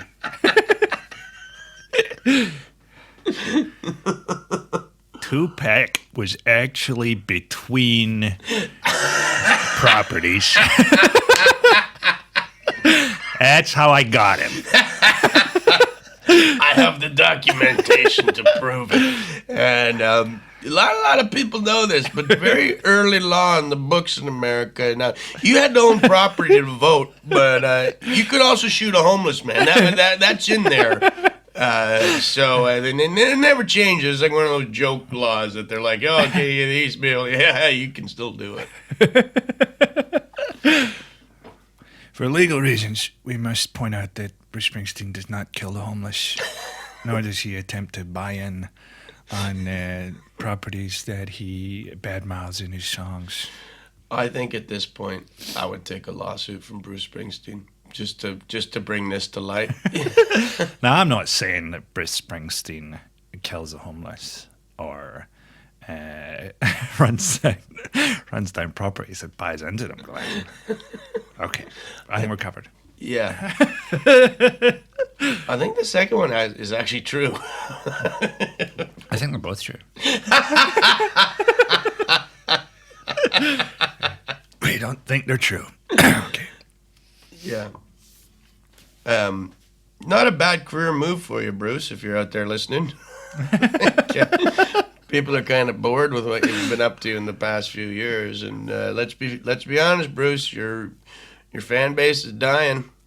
Your fan base is dying quicker than a Vietnam vet out front of your house at 11 o'clock at night. Died quicker than a once promising town in Reaganite America. Fuck your town. Move town. You know? Just move town. Yeah. I just moved town and things were better. There was no jobs in the old town, but I went to a bigger town. Well, just what they seem to be complaining about, like the mine closed.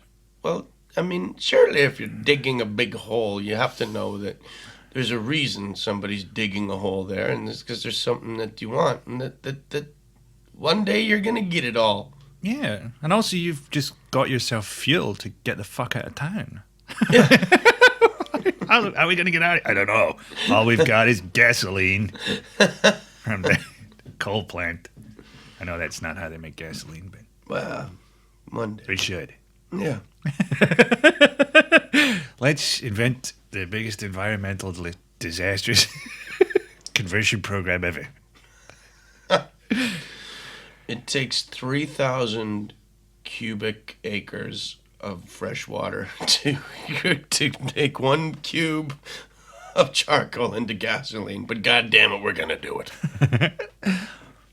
That's what I like this thing about getting rid of Trident. I mean, I do think we should get rid of Trident and everything in Scotland, but you know, if someone attacks those submarines and they're based in England, I mean, to us it's just the difference between our flesh being stripped over 4 minutes by a poisonous fog or living for all eternity as a burning shadow. I mean, there's no upside to any kind of nuclear exchange. I'm just throwing that in there.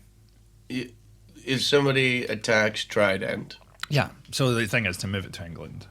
You know, if Scotland becomes independent, right? England will have to take their own subs, but I mean, it's like 200. Oh, I thought you were talking about gum. Sorry. No, so they're going to move the subs. Scotland wants rid of the subs. Yeah. And once Well, you were never going to get to keep them. I think we could keep him and commit suicide. Farewell, England. Yeah. It's like an abused wife just got out of a relationship and just. Explain this to Europe.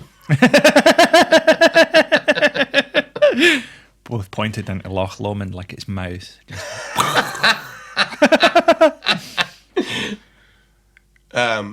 Okay, so you have to move the subs, but are you saying that if somebody attacks the subs by them blowing up, then everything will die? Yeah, I reckon so. I reckon a concerted nuclear attack on England won't be great for us. Oh yeah. I think North Korea want to think about that in their war with South Korea as well. Let's blow up Korea. There's a problem here, boss. Yeah. We're Korea. Yeah. Well, maybe they could use North Korea as a punishment zone for bad countries like Israel. You have to go live in North Korea for a while. You know what you did. Well, like the other way around, man. You have to go in evacuate everyone from Palestine and just have that as like where countries that misbehave go. It's like, okay, you are now bordering Israel. Yeah. Good luck. We've got a telegram from them for you, and it's just the word implacable 200 times. Make of that what you will. Yeah. If I were you, I wouldn't look over that wall. It's like a horror movie. I'll look over the wall. Yeah. That is, in their culture, that is a very big sign of aggression. Just having a peep. Also, don't have kids. Yeah, no, they don't like that. They don't. Yeah. Well, it's not that you can't have kids. It's just we really don't have any place to teach them anymore. Or bury them.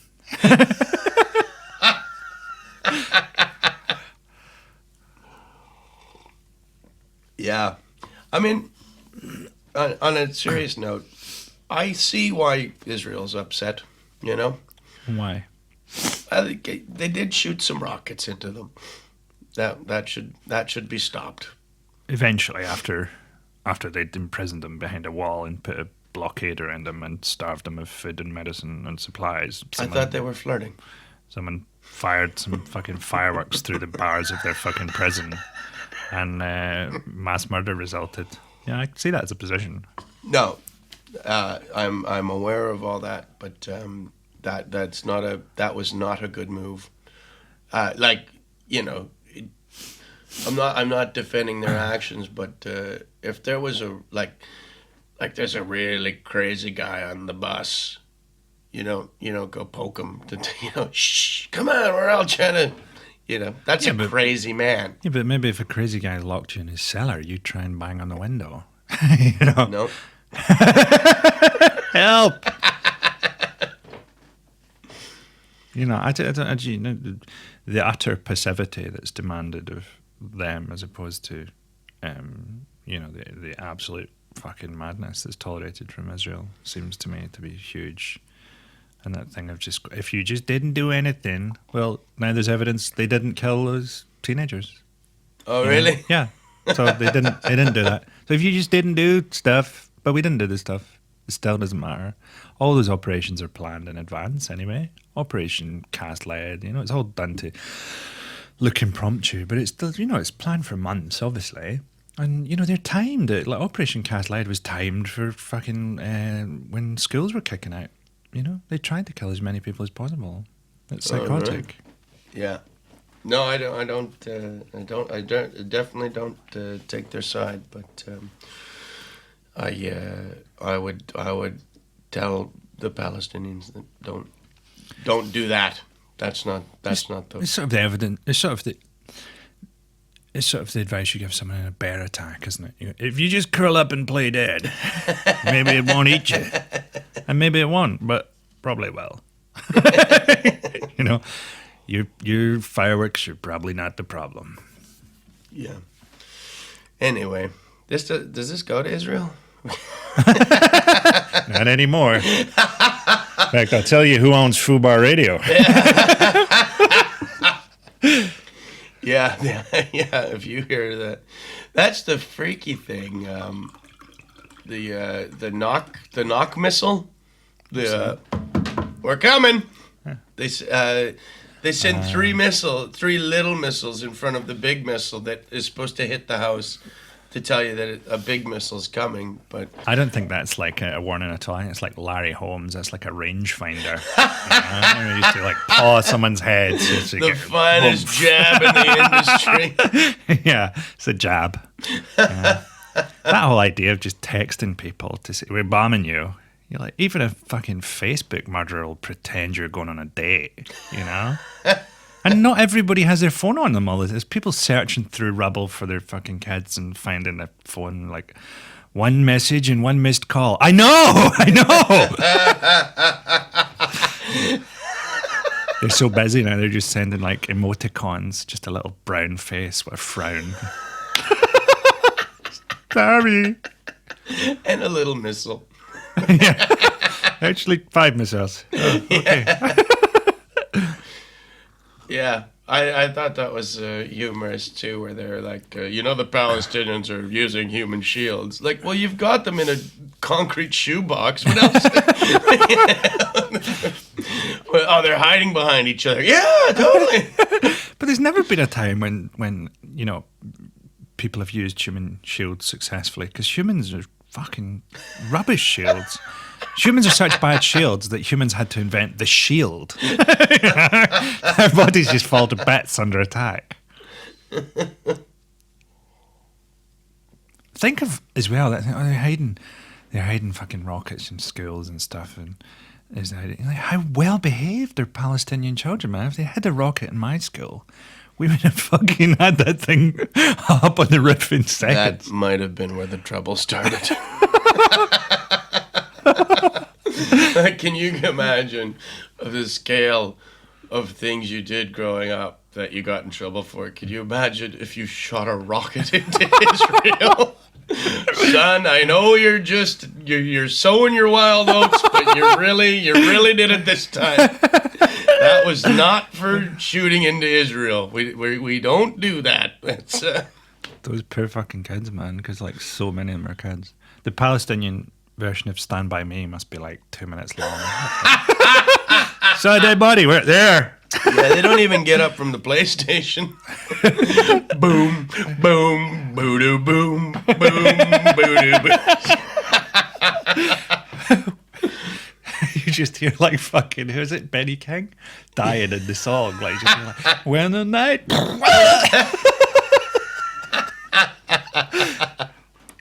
I always thought that song was like someone who was about to impart some really horrendous information to his partner.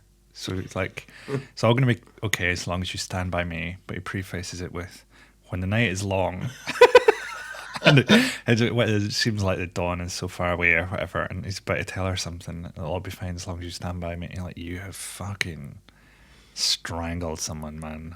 Like, there's nothing that gets... I think we know who killed the kid. Benny King killed a deaf kid in 1952, and this is his part confession. Well, nowadays you get to carry a gun if you're famous, but in the old days they give you a train and you could drive it at kids. Why they had to take out Sam Cooke in the end, because he was just driving the thing off the line.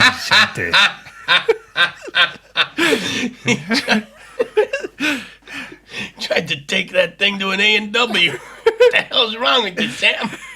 Sam Cooke with his trade, it was like watching Paul Bunyan and his ex, just flying through urban neighborhoods. He created the Dust Bowl.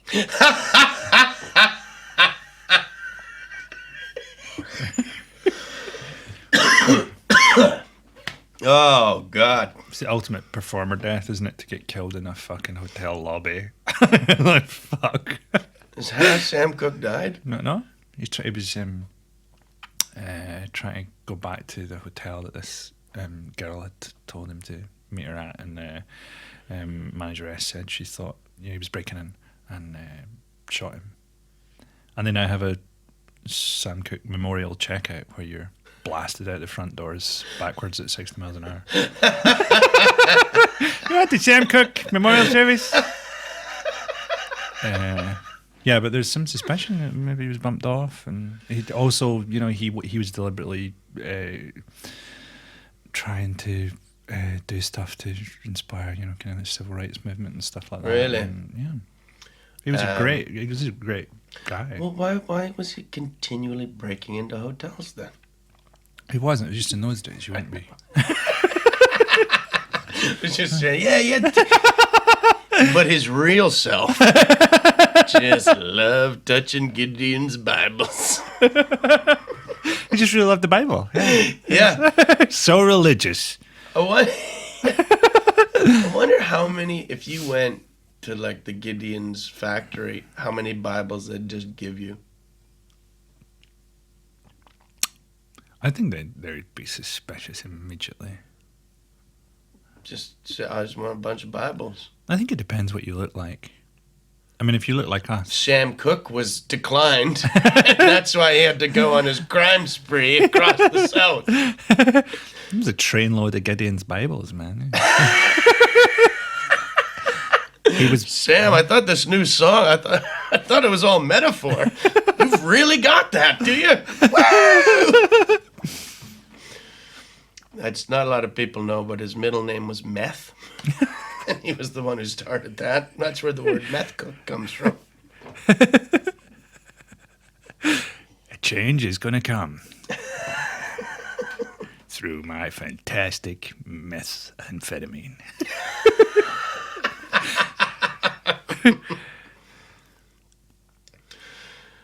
Yeah. Do they still call mess cooks that? Because that's probably, that's had to change. So what were you doing in Iraq? I was a meth cook. Do you have a speech impediment? Yes, I do. Okay, you got the job. Or Jamie Oliver when he says he's going to make mashed potato. Mashed potato. What? Sam Cooke was actually sponsored by, I don't know if you know, Old Man Springsteen. Old Man Springsteen, Bruce Springsteen's dad, got Sam Cooke to invent methamphetamine to bring some towns to their knees before Springsteen Jr. came along to capitalize.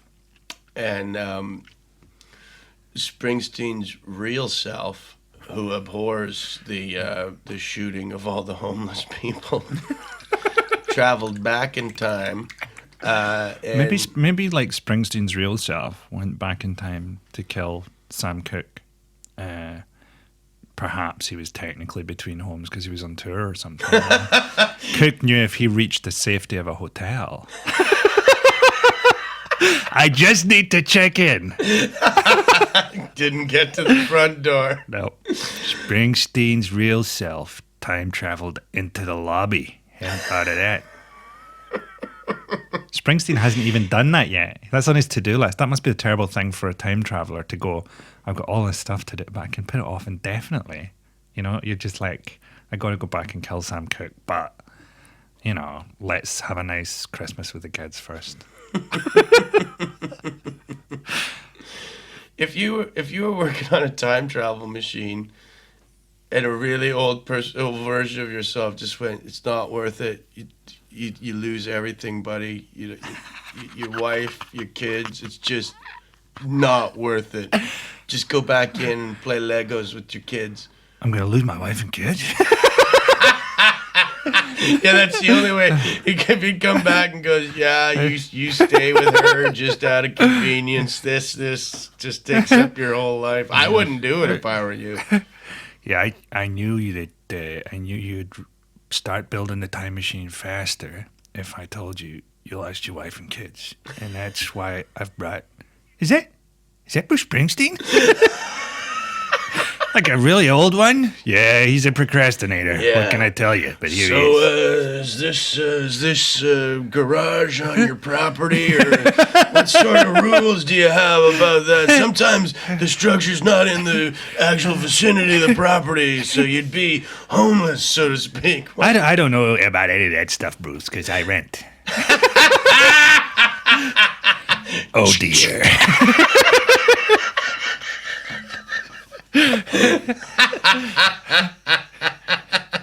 Ding, ding, ding, ding, ding. And the irony is the town started dying because they put all their funds into this time machine company. Springsteen, he's like that snake that's eating its own tail. Surrounds the world. The fuck is that thing called? You can see it too. What is it called? Can't remember. Maybe the town is dying should have been taken more literally. that might have been a threat. I think the GDP is down because there's only 25 people here. I mean, it was a very profitable plastics factory, but 12 of us can't. Yeah, we couldn't meet the demand, and we started working we tried to work overtime, and that's when the meth came into it. And Bruce is still. I'm gonna tell you, this guy arrived with the voice of an angel.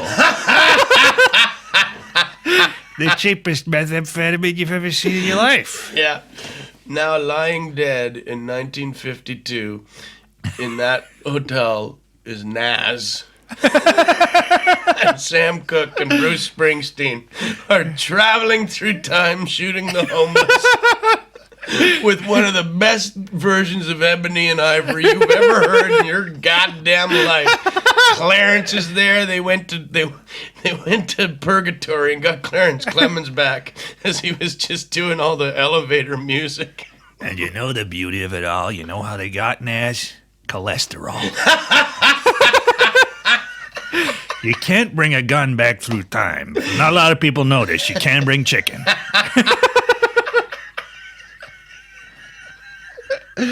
Died of a heart attack in that hotel lobby, then they kicked his body around a bit. Luckily, that was just the staff who saw that a black man was having a heart attack. That was the South. That was the 50s. Does anyone here not know CPR? Well, go to that. Does anybody not know what they're doing?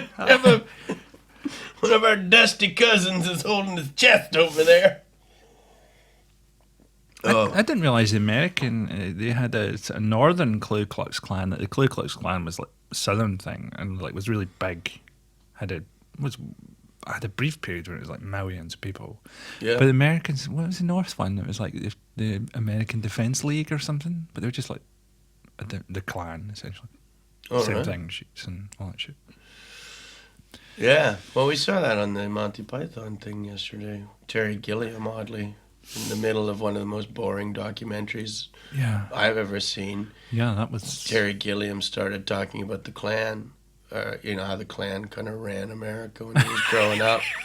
So, I mean, it was really odd. And then they had they had footage of the Million Klan March, I believe. Like they were all.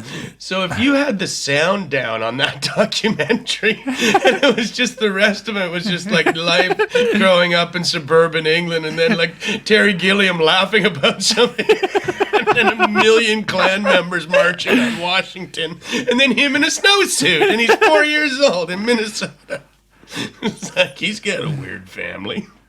That was like a documentary where they'd picked out the only not interesting things that had ever happened to Monty Python. It's like, I got an ice lolly, and I remember my father had a wristwatch. It was like fucking Not many Becca people or something. know about Terry Gilliam's mother's award-winning squash that she grew.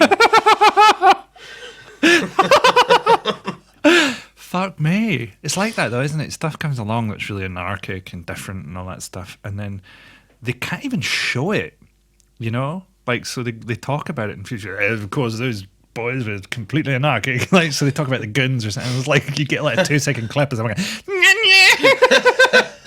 like, we can't show that stuff anymore because it doesn't make sense in our dead culture. So you hear about Peter Cook, every fucking documentary you hear about Peter Cook, you never fucking hear him say a word. It's like fucking Saddam Hussein or something. Not a lot of people know this, but Peter Cook is actually and still is the figurative head of the IRA, and you're not allowed, you can't broadcast his voice.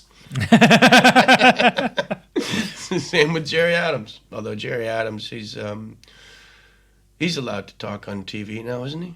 Yeah. Yeah. He should have released an album. Like, is he allowed to sing? He should have like got really support from really famous Americans and just had, you know, Samuel L. Jackson and I think Morgan Freeman would have been a very good Jerry Adams. A lot of authority. And they could have shown their support in that way. Yeah, well, I mean, it also comes to the point of we will now dissect the comedy of Peter Cook. Oh, lovely. That's just how I like my comedy. Dissected by a nerd. Yeah. The way I like to see a mermaid is on an autopsy table. Yes. We don't know what a lot of these organs do, but... Let's have Tim Brooke Taylor give his opinion.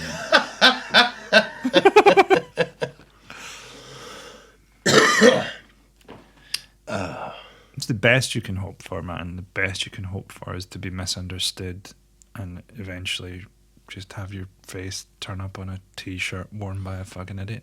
It's the absolute top level of show business and politics and revolution, you know? If Che Guevara knew he was going to be on fucking skateboards, he would have continued. It would have been too depressing. I think he would have got his hair cut if he knew he was going for such a big photo.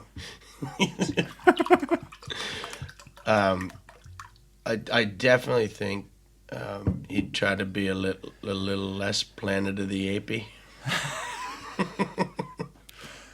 He does look like a Planet of the Ape. that iconic photograph. Maybe that's what he was starting. He had his own agenda. Do you know one thing I've noticed? and I've not seen the new one. Might be an idea tonight. I've seen it. It's all right.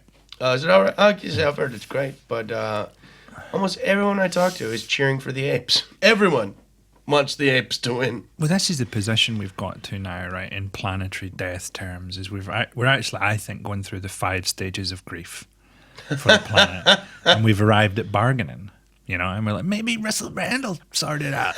You know, no, you're dying, and I think that Planet Apes is sort of a reflection of that. And we're like, maybe another species will take over. Remember that big George Carlin routine of it? Man will go, but they'll still be here. And not one. It'll be a burning fucking cinder for eternity. And that's how I'm closing my show. And it's going badly because people like escapist comedy. And my message is there's no escape. That's the when it's about Jerry Adams and also with Palestine. That's when democracy gets funny. You know, it's like look, you elect who you want, and not them. Why can't you be more like the Saudi Arabians who are peaceful and don't have any elections and collapsed a wall onto a guy's back as a punishment to paralyze him? They're our friends. Electing these crazy people to represent your interests. Yeah, that's what Israel should really do, is shoot a monarchy into Palestine.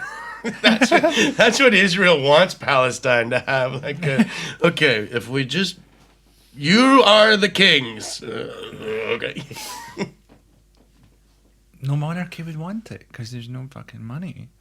I'm the monarch of this dying kingdom. I feel like I'm in a Springsteen song. Maybe like a goth band might want to be the king of Palestine. Ian Watkins, we finally got a job. I don't want it, okay? Yeah. It's a poison chalice. I've heard all the children are dead anyway. You call me when a couple of babies pop out. I might be able to make it over there.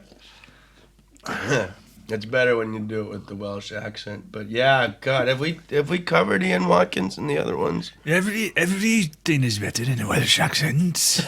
Yeah, I just can't do If it. that is one. Yeah, I can't do it. I don't, as I just proved there. Just keep doing it. Yeah, no, I don't. You see, I've never really tried hard to do accents. Sometimes I can. Sometimes I can pull off quite a passable Scottish one, but I can never be sure what's coming out. Like sometimes it's good, sometimes it's not. So. We're like Sam Cooke throwing open a hotel door.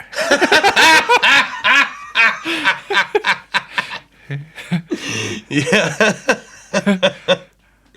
I've done that. I've always done a Welsh voice like this, based on Rod Gilbert. But it's because my son has this dragon that he likes me to like improvise stories with. But for some reason, for me, the fucking dragon's Welsh. Well, it's a dragon. Well, Welsh dragon. Yeah. So I've always done that voice to the point where it's pretty fucking weird to meet Rod Gilbert and not actually have my hand up his back improvising a fucking story about a magic boy. Have you tried selling this to Fubar? Rod, we've got an idea for a show. You play you and Frankie plays your divided self.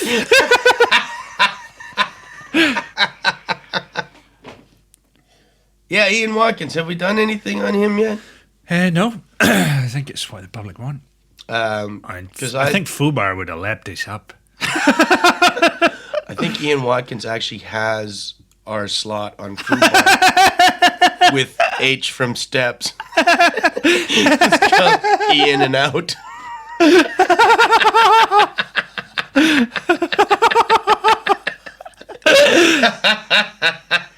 I'd just like to say to you, Ian, that you have ruined my life. Oh, here we go again. I'd like to add something to that, Glenn, but it's right in the bullseye and I can't split that arrow.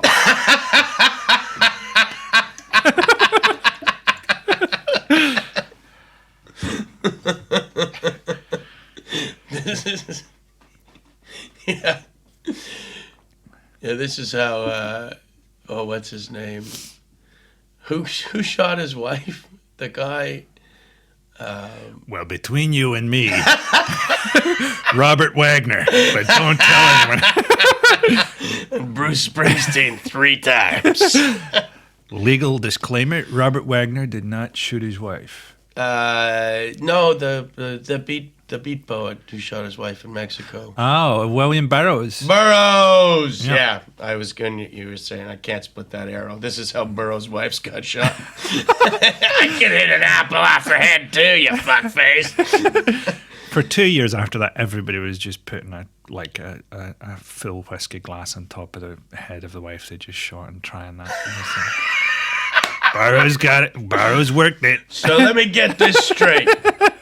You were trying to punch a whiskey glass off of your wife's head. Yes? So, Mr. Burroughs, first things first, you're gay. We seem to have a dead wife here, but I like this whole William Tell story. Just sign here, collect your belongings at the desk. And there is the small matter of the bribe, Mr. Burroughs. Are those traveler's checks? Yes, those will be. Yeah, they were all stamped from City Boo Said, where I hang out a lot.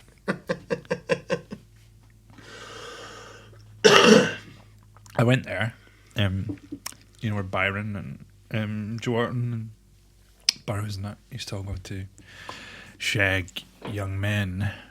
Where did you go? City Boo Said. I didn't know this. I would have loved it if I'd known it, because I fucking love Jordan. It's really redolent of. Oh, is that's the Gay place sex. we saw in the movie? Yeah. That's the day that I realized Alfred Molina was English. Yeah, it's Tunisia. That was, I suppose, the early days of sex tourism. I don't know whether it was pedophilia or just... Yeah, I wouldn't count it as that. I think those lads were up for it. They're probably hungry too, but still. I don't know. I feel like hate from steps here now you've said that. I disagree, but...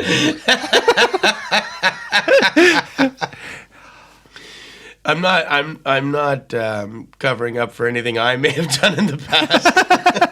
When I first twigged, we were doing a podcast. Well, I've not been to the place, but if somebody's banging a 16-year-old boy, that's a man in many cultures, and he can make his own decisions. I find that really weird. Do you remember that film Mystic River? No. Remember that? Clint Eastwood directed this film, and it's like got Tim Robbins in it, and there's a murder mystery, and you think Tim Robbins did it, and he's maybe got some kind of mild learning difficulty or something. And in the end, the big sort of reveal is Tim Robbins didn't do it. He was at the time beating the shit out of some guy who was getting a blowjob off a rent boy, and that was actually seen as being sort of Batman type behaviour. And you sort of and the rent boy looked about 20,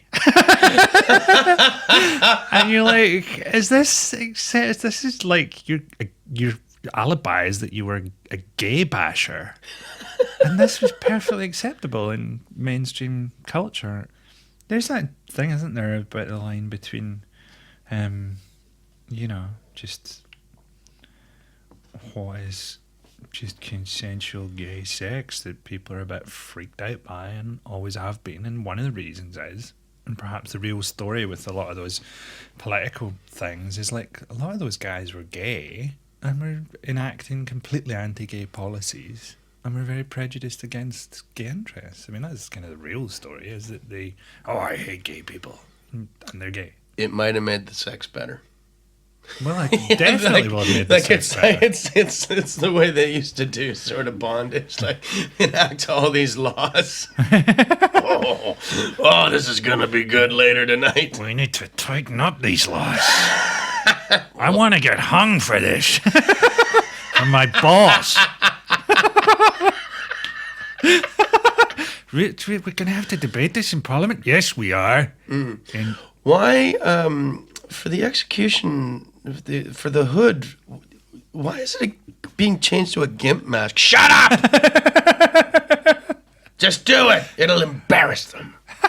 I think the House of Lords was just for like people who had had too much weird paedophilic sex, and they were promoted. Then and it's like some witness protection. Are you going to need a new name? Like it doesn't make any sense. Just the name of a place and a wig. Can I at least wear a dress? Yes. Okay. Yeah, there is no. The dress is just what they pick. Like, there's an array of clothes, but it is always the dress that they go for. They can go in as a knight in armor. I mean, King Arthur would have hated this.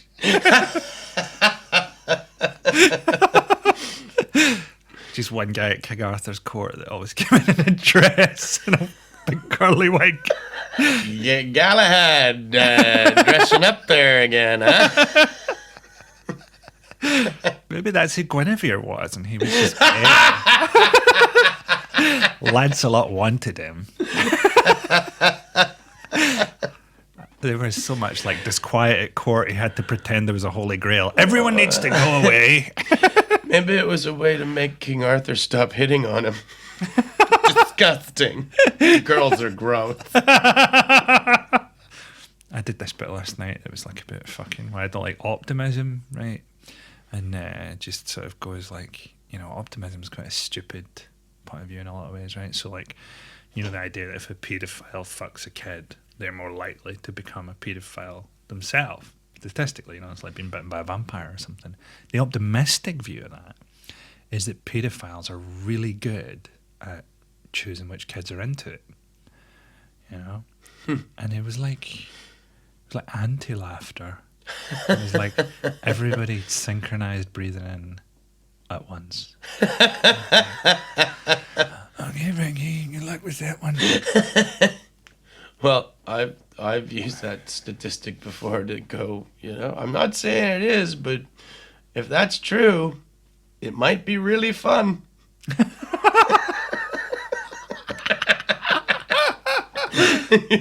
I don't want to check. I don't want to open up that poison chalice, but I think this might be the very place to leave those two jokes on this album. Two versions of the same thought that very probably groups of people in a basement don't enjoy. not all groups of people in a basement. Depends on the basement. Yeah, did you have to do a secret knock to get into that basement?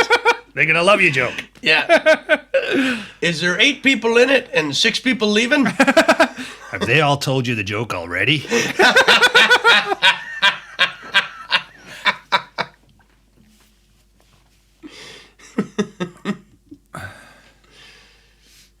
Yeah. Well, there's oh yeah. That's what I was gonna say. You remember that tweet I did? The Pope has come out and said only 2% of Catholic priests are pedophiles. Mm-hmm. Unfortunately, that 2% is their penises. Some of the pedants in the fucking Twitterverse. One was, excuse me, the plural of penises is peni. Do you know, it's like a fucking puppy farm, that place, you know? It's like if you went and saw a cage of puppies and they're all biting each other, and this is a fucking unhappy place. These are not happy puppies. Wag your fucking tail and shut the fuck up. But yeah, like it'd be like fucking...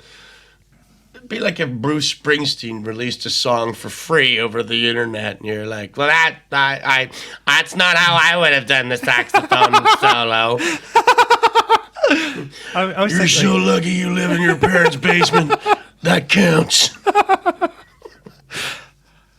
always think it's like martial arts criticism. Anyone who criticizes comedy, do you know what I mean? 'Cause she's like, it's a skill you develop over a long period of time, and you're like, he should have kicked harder, should have jumped higher and punched more. That's what I'd have done. Yeah. Good luck. If I could ever get out of this basement I've been chained up in for 32 years now. I started as quite a child, but now I've kind of mastered the internet. Most of my masters are dead, but I've been twisted this way by Tory sex parties from when I was a kid. They've said I could leave for years. I don't have anywhere to go. So no one fucks me anymore. I know that. And all I want to do is fuck a kid because it really is fun. I can't leave because Springsteen could be on a rooftop. Yeah. It doesn't even need to be him. He's got that whole E Street band. One of them was in the Mafia. I think he's in Norway now or some shit. Yeah. If I'm going to the supermarket, I definitely take the D or the F route.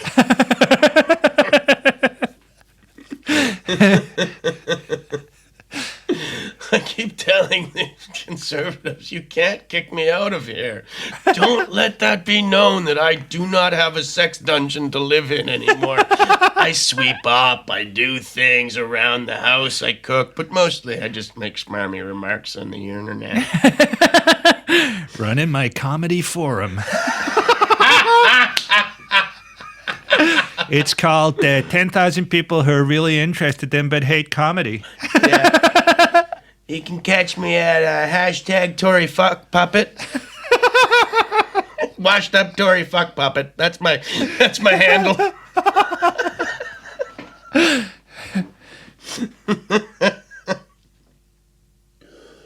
And Fubar wanted nothing to do with this. Well, we haven't sent them this one. Do you have that in any other industry where there's like a bunch of people that just fucking hate it that talk about it all the time?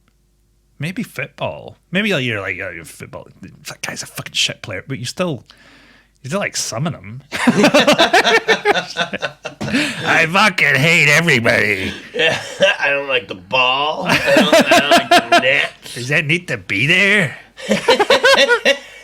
Oh, this has been done before. I mean, they played with the ball last year. Is that thing now where people just respond to words? They've been trained to respond to like, he's a rape in that joke. And you're like, I can train a dog to respond to a word. You know? Jehovah's Witness. Get him. Jehovah's Witness. Like, I want you to respond to the ideology behind the words because you're a human. And if you're fucking like an out of context stuff, out of context, Die Hard is about air conditioning. If you just take a fucking snippet out of there. I heard a word out of context now. And you're like,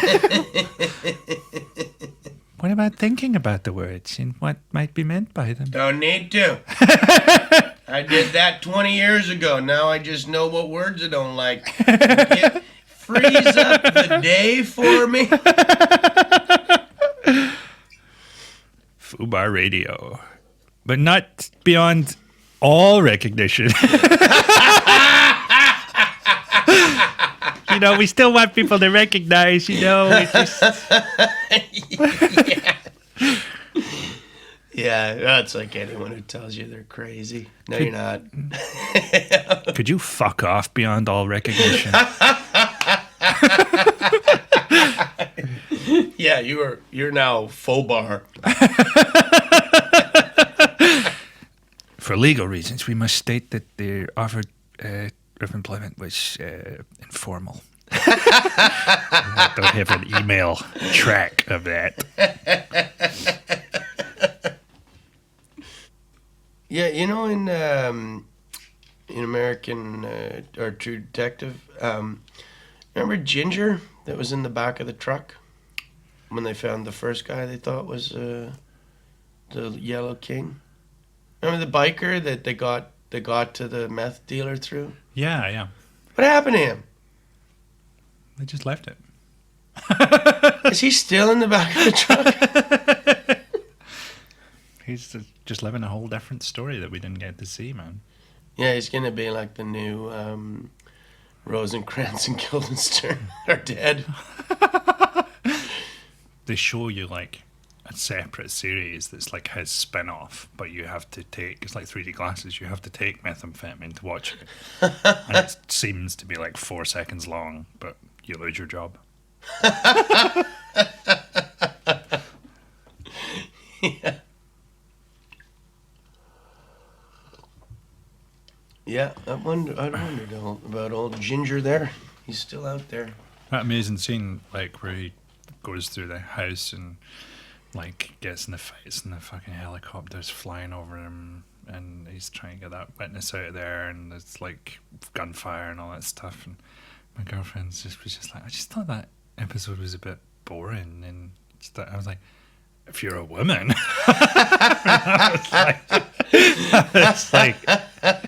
It's like a smart drug tailored to everything that I would enjoy.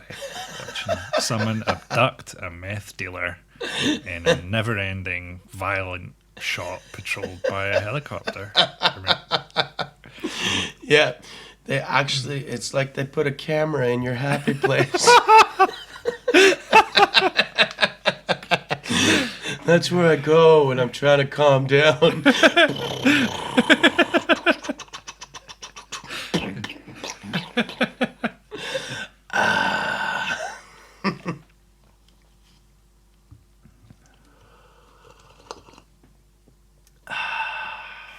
Yeah.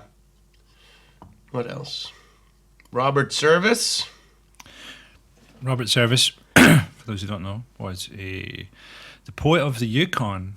He was the poet of the Klondike Gold Rush, but was actually a Glaswegian. Yes. And I picked, I was in Yellowknife for my brother's wedding, and they had a biography on him.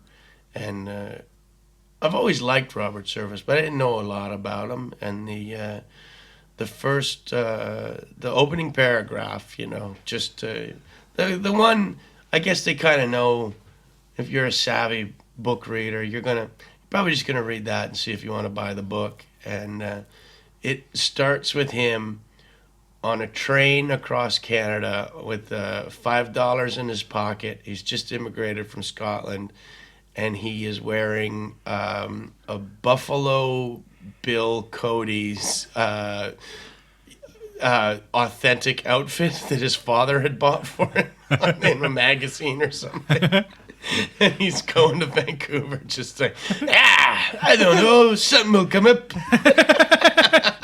I think authentic was the word they used in the advert. Oh, yeah. Some paper hat. Buffalo Bill Cody looked a lot like Napoleon. There you go. Yeah, a lot of people say he drew off of his look. Oh,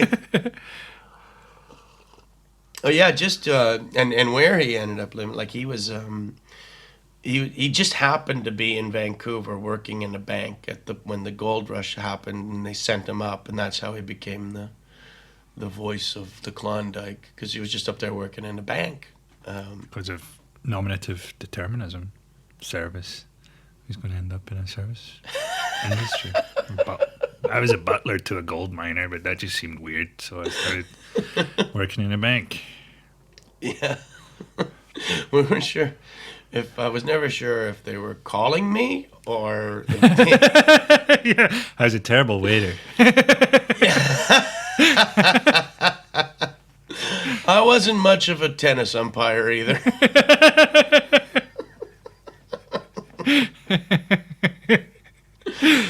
Yeah. My years in the ministry were confusing. Tennis. Not a lot of players who are good on clay are great on tundra. That's one of the things I found in my umpiring years. But yeah, he was there, and then moved. He moved over to France for World War I to start. And then he came back. Well, he ran a ambulance service. Him and a bunch of other authors that were living in Paris at the time. They had cars, and nobody else really had cars, so they were like they were driving to the front, picking people up, going, get in the car, man. Authors don't really do that anymore, man. You can't imagine fucking Martin Amis turning up in fucking Palestine in a fucking 4x4. No, I just thought, it's what we do. Yeah. So then, he went back to North America, then went back to France in time for World War II to start. So not a lucky man to be hanging out with. Yeah. The idea that was some kind of curse on humanity seems quite strong. Like he caused most of the pain of over nearly a century in the world. Yeah. And it can't be disregarded. I mean, 3 times. 3 times service. Come on. Are you clumsy? Is that what happens? What was it? No. Fool me once, shame on me. No, that's wrong. You fool me. Fool me once, shame on you. Fool me twice, shame on me. Fool me thrice, Robert Service. World War III. Thanks. It's a good thing he died when he did. He was just heading for North Korea in a rowboat.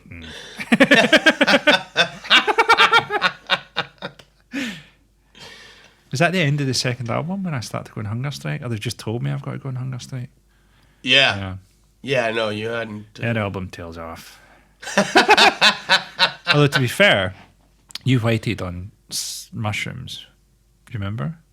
Like, yep. we were coming back to the hotel room, and I was getting nothing off the mushroom things that you got from Amsterdam, and you went, I got a slight effect in the corridor, and it started wobbling and sort of dissolving a wee bit, but then I got into the room and I was fine. I said, I got nothing, Glenn, except, the corridor started the dissolving kind of effect. That was about all I got.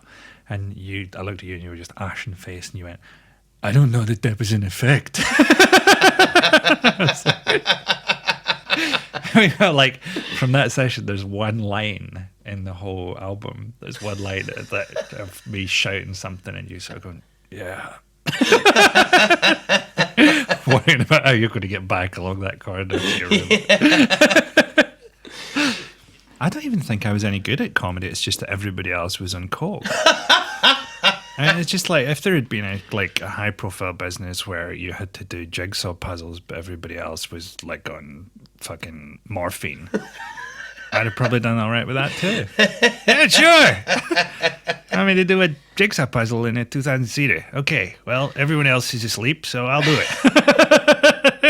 We're in a feedback loop with our audience of 3,000 people who listen to this on YouTube and got really angry about you saying that atheism required as much faith as religion. Oh, yes. Yes, those people. No, it's right, okay? Atheism is right and you are wrong.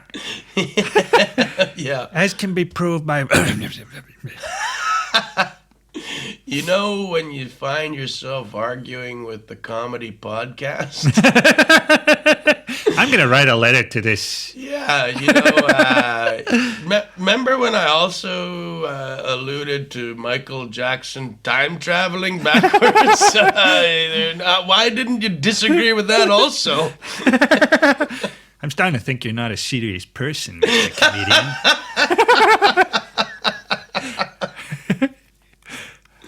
Yeah, I am slowly losing my tolerance to any sort of argument for atheism. Like, it's just, once it comes up, it's like, well, you're going to be like a fucking Catholic priest in 1972 over this. Blasphemer! People don't get that whole idea of just fucking that you're adopting opinions for a laugh, did he? There's like an article of fucking Stuart Lee goes, oh, some of these comedians are just like they're just it's just like they're trying on these opinions to see which is funniest, and you're like, yep, it's been a comedian. That's what they do. I think what you're thinking of is a supply teacher.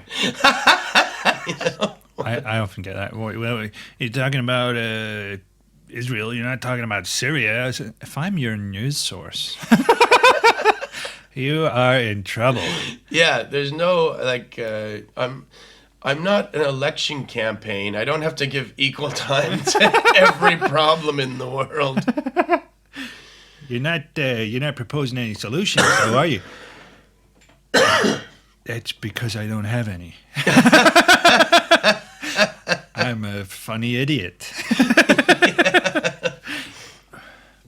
Even if I did propose a solution to anything that worked, like, it'd be on this podcast. I mean, like, how the fuck is it going to ever find any purchase? Well, we were scouring through Netflix for policy, and Frankie Boyle has a good idea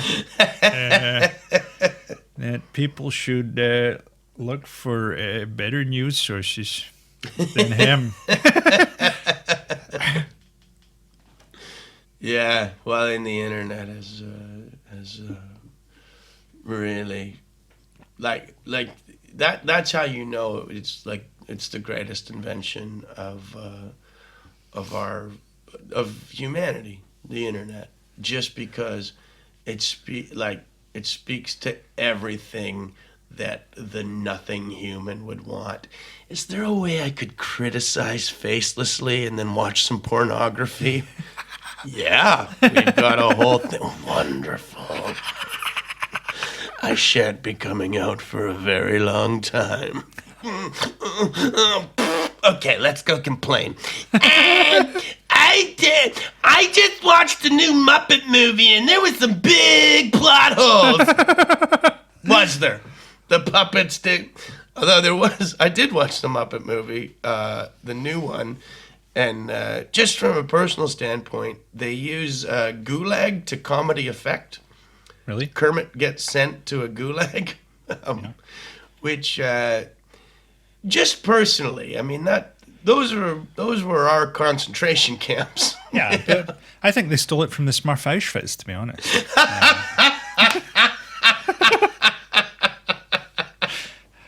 It was Smurfschwitz.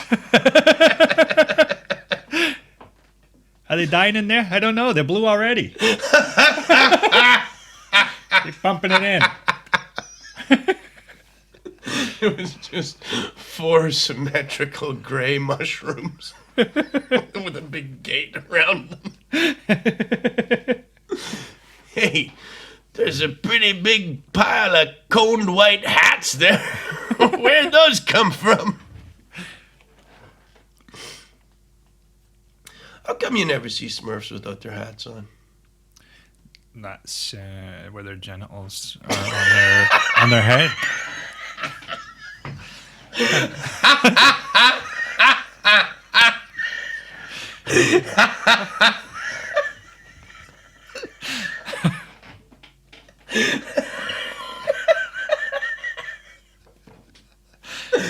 That's why their hats tip every time Smurfette walks by.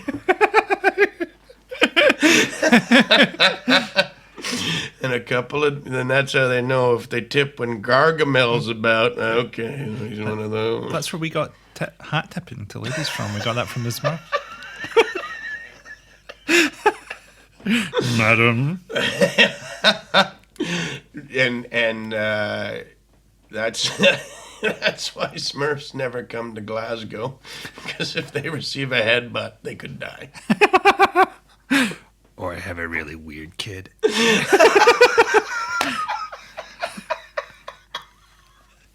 You ever seen a ginger Smurf?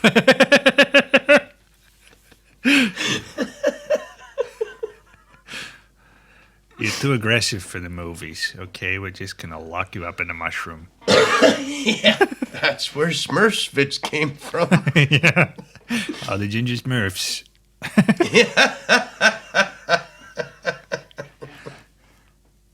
Yeah, it was an inside job. The Smurfs did it to themselves.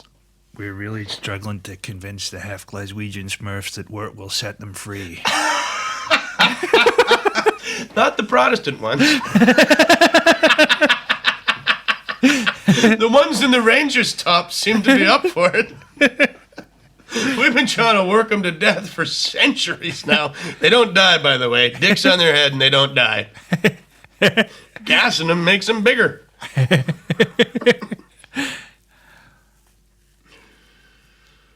Oh, yeah, I think this one will be called the Israel Tapes. We managed to make fun of the Holocaust and the recent invasion. I tell you how good those guys were.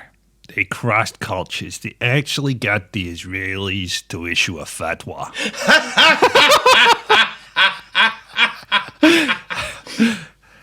They were fatwa'd beyond all recognition.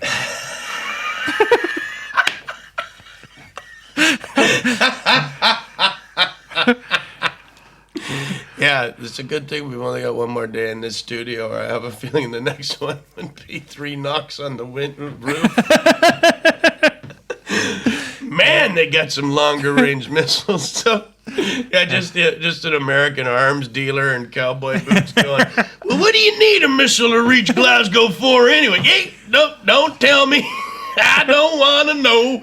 Woo! Okay, now, are we doing this on credit, or are you guys going to give me some cash this time? Don't matter. Tell you what, put it on credit. I'll call the White House. They clear it up every time. Enjoy the missile. Woo! And then he gets on another missile and rides away. There's just Mossad agent listening in going, it's okay, we can handle this. The minute they hit on the idea that Springsteen is lowering the value of the West Bank, we go in. They said it was spur of the moment. They had it planned for months. Yeah. No, that's yeah, they could definitely they could use our algorithms to as a code word for invasion. Next time they mention time travel, we go. Okay, we don't have we can't do it that quickly. I say next time. I mean, it's time travel. When we go is irrelevant.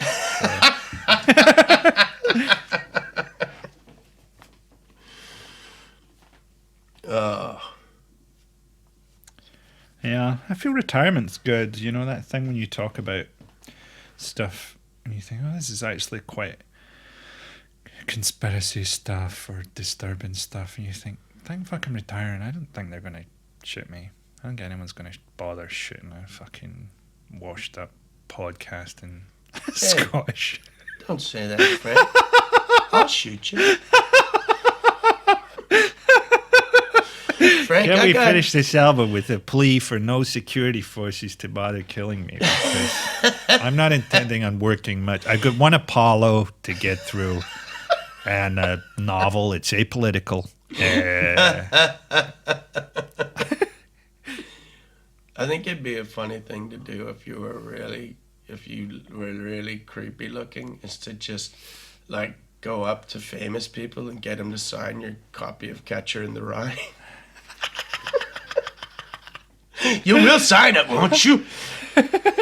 Holden Caulfield's scored out on every page and their name is put in. Because you really do give a quandary to a famous person. They're like, if I sign this, will he kill me? Or if I, like, what does he want? How do I give him what he doesn't want? Because I think once I complete the, would you sign this and complete it? Complete the game? Could you please complete the game? Could you sign the book? Sign the book. Sign it. Thank you. And then you just run away. We could hire someone to do it. We could hire someone. Where are we going to find a weird-looking guy in Glasgow? I don't know. It's so hard with the Commonwealth Games influx. It's diluted. Yeah. Normal. I think it's easier to see them. Athletes around the world are walking. And they really stand out. Yeah. It's like that guy's glowing with unhealthiness. Yeah, it's like they poured. It's like when you get a CAT scan, the fluid they make you drink to make the things appear more. We're doing a CAT scan of Glasgow right now with healthy humans to try to find the most unhealthy one. We've got this device that makes normal Glaswegians show up like a cancer. And actually the cancer within them, too. Yeah, So, it's called the Commonwealth Games.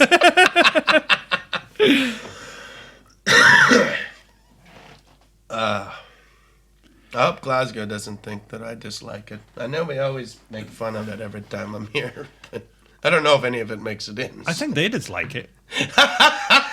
I mean, That's why they like so me. yeah, it's because you bond with them. Yeah. I've done nothing but talk about how much I hate it and them, and they, you know, it's been a real bonding thing. I saw two Glaswegians hug a couple of nights ago, and fucking one guy had rung the other guy's doorbell and got my show, and it's like his uncle or something, and they sort of go to shake hands and then they hug, and it's honestly like a fucking judo class for autistic sex offenders. It was just horrible. Are you still teaching that class? I've taught them all I know. Now I'm learning. the teacher becomes the student. Yeah, the real lesson is don't teach them judo. Teach them fake judo that doesn't work. Help society.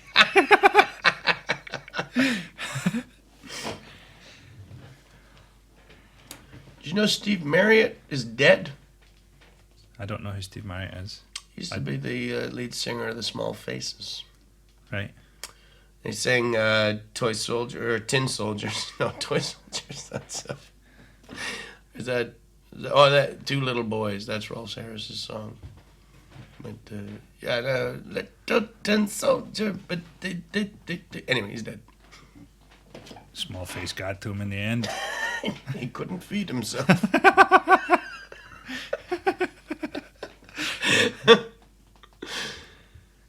It's funny when people have a small face. It's usually just because their eyes are too close together. I like a tiny head, you know? Like not just a small face, but a completely tiny head. Well, then but that's a proportion. That's not a small face if it's on a tiny head. I'm talking big forehead, eyes close together, like a Dick Tracy villain coming at you a million miles an hour. You can't even work out what's wrong for a while. Well, it's not wrong. It's not right. In a Picasso gallery, you'd make a lot of sense. But here, that guy Henning Vane's a bit like that for me, man. I don't know what's going on there. Seems like it's been thrown together by a fucking talented 4-year-old.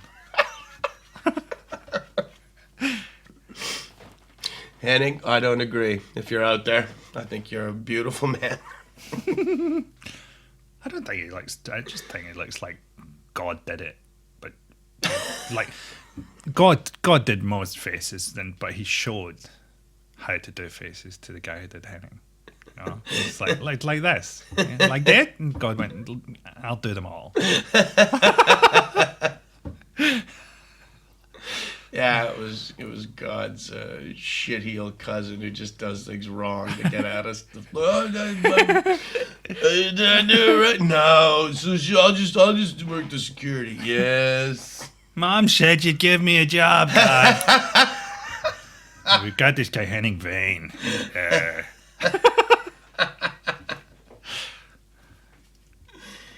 Yeah, he's a funny dude. I like Henning. I haven't seen him in a while. Haven't seen him in years. I think he's on television now. I think.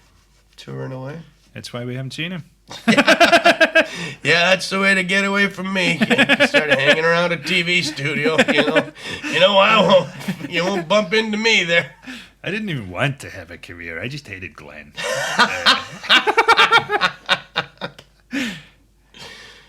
I'm doing a new bit in the show where because people ask me that a lot why I'm not on TV, and not as much as they used to, but they still every once in a while. Let's say, well, I kind of took it as a compliment at the BBC. 15 years I was a pretty highly touted young up and coming political-esque comedian, and I think at some point someone high up in the BBC just thought that I was the kind of guy who, if he stumbled across a pedophile ring, might have said something about it. Will's got a big mouth. And we only like little ones around here. Give me that guy from the Small Faces. Henning Vane. Do a And show. that's how Steve Marriott ended up dead, because he was trying to tell people through a little mouth what was going on down at the BBC. Listen to me. You're not going to do that wide mouth frog joke, are you, Steve? I've heard it a million times. No, to me. You part of Henning Vane's divided self? Your mouth is a pedophile ring. I'll tell you that. Yeah, your mouth. We got pedophiles coming down using your mouth like methadone, Marriott.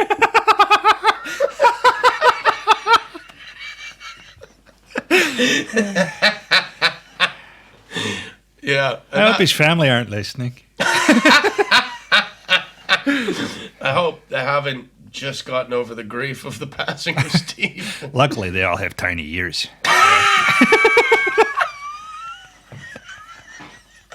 Just sounds like a hornet. Yeah. We're going to have to say anything about Steve Marriott really quietly, because you can't get in the Marriott's ears. That's how we got a job at the BBC. They listen to this bit out of context. Totally the wrong idea about us. This is another one. I meant to ask if you had said this because it sounded familiar, but just the fact that the BBC moved out of moved out of White City when they did, like it was almost they moved out of a ring-shaped building to cover up a pedophile ring. It was like written by a bad novelist. It's a pedophile ring, and they live in a ring. It was like the Amityville or something. They had to get out of there, man. It's like concrete over the dressing rooms. Yeah. Can you imagine what's haunting those flats now? It's like a child is screaming and one ghost is going, "Hey now, hey now, hey now." All I can smell is tiny sphincter and cigar smoke. It's the weirdest ghost I've ever... It's a ghost complaining about the taste of ass on his cigar. I guess there's one thing he can't fix. Such a sinister title in retrospect. Yeah. It's all sinister. It's all... I fucking knew day one, first time I saw him. That's a pedophile. It's just ridiculous to me. I think we've talked about this on other ones, but just how that went unnoticed for so long. It just seemed glaringly obvious. I didn't know he was a pedophile, but I knew there was something up. You know? But then, I mean, it's TV, so they're all divided selves. And so you could say that about pretty much anybody. I mean, we can't legally, right? But you could just go, in retrospect, and just like literally read out any name from the TV guide. In retrospect. Some more than others, though. I mean, it's made it hard. I think pedophiles right now should be allowed to be sued by mid-50s white guys who like to wear Hawaiian shirts. Because they've absolutely ruined those people's lives. Because I don't give a fuck Yeah. who you think you are. If you show up anywhere with a bit of a personality and a Hawaiian shirt, you're not allowed around the kids. Albino distance runners, they should get a few quid as well.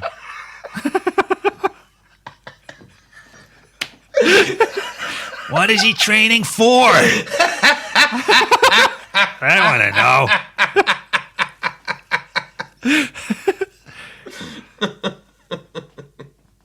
He had to do it in plain sight because he couldn't, like your normal pedophile, leap out at a child in the dark because he was an albino. He had to be hidden in plain sight. Was he albino or was No. he? Yeah, okay. That's good. I'm glad. Albino's already, from all the Bond villains down to every fucking baddie in a movie, turns out they're albinos. Well, the mice don't get a great deal either. Injected with all kinds of cancers. So, imagine that's your job, man. Just injecting a mouse with cancer. It's really got to fucking put a Well, shadow couldn't over they, everything. like, couldn't they just get the mice to smoke and then give it to them themselves? Well, they got dogs to smoke, man. They used to get dogs to smoke. Really? Yeah, beagles. They'd use beagle. I think beagles have a very short lifespan. I could be wrong about that. But they certainly did in these labs because they get them to smoke cigarette fumes to find out about lung cancer. Really? Yeah, and then, you got to go home to your fucking kids. And even worse, you've got to leave your family in the morning over breakfast. You've got to just and pump cigarette smoke at a bagel all day. I mean, well, apparently they won a few art awards in Berlin. So once the footage got out, oh, lovely.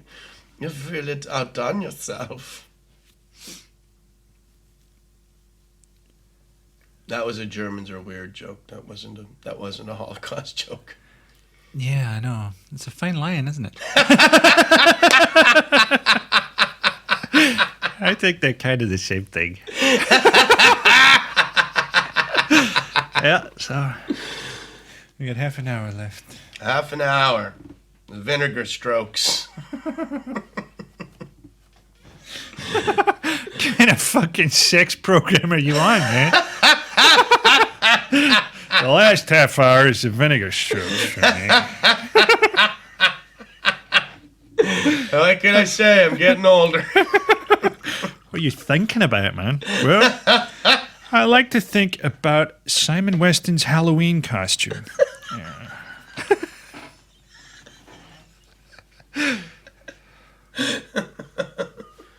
Yeah, I twisted my ankle again. You bust your ankle in Kilkenny playing football? Yeah.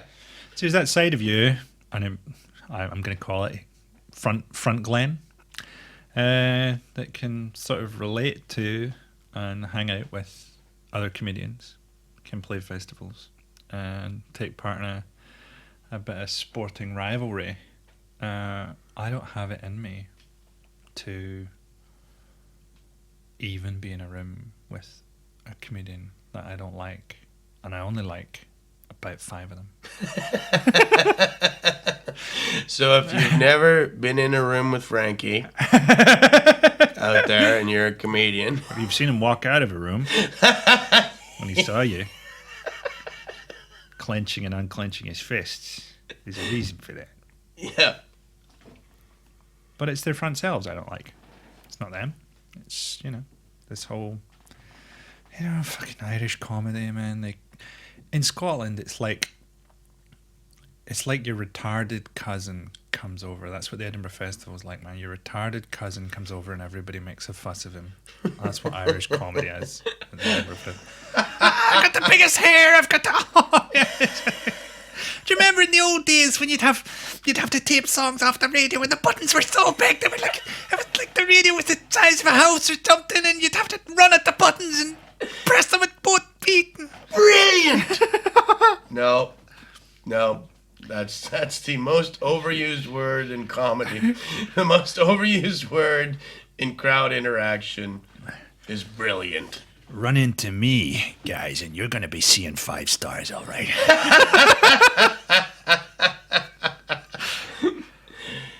Yeah. You're a painter decorator. Brilliant. Is it? You're the maddest crowd I've ever had. An IT consultant and your decorating business and This guy, I asked him a question really quickly and it took him some time to answer. So he's a dumb one. Hey, what you doing to me, Ty? Where do you work? When you get up in the morning, where do you go?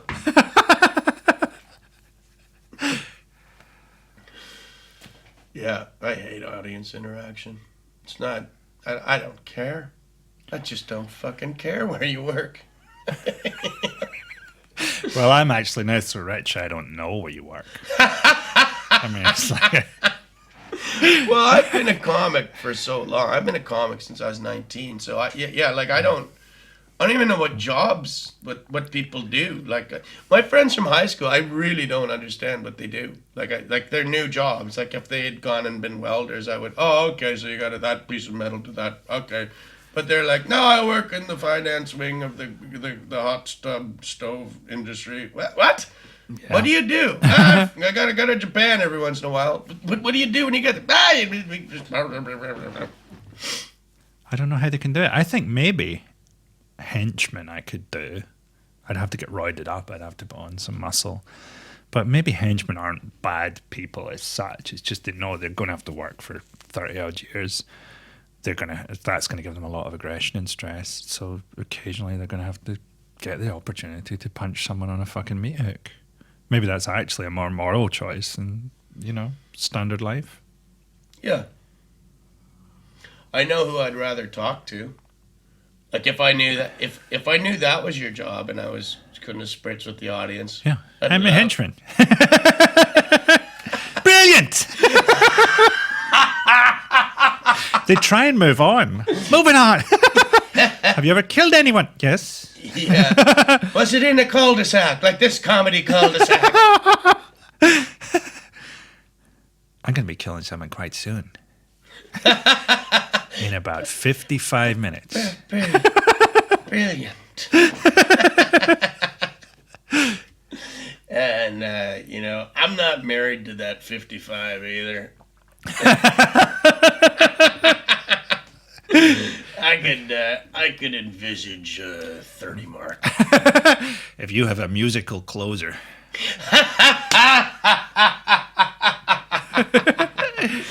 Hey, guess what? Your dad's not the only person who dies in this show.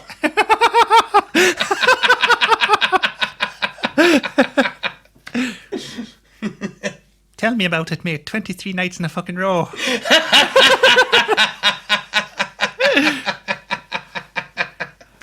Still, so long as the reviews are good. Yeah. The show hurts my dad's feelings. He's actually quite fine, but you gotta do what you gotta do. I'm not even Irish.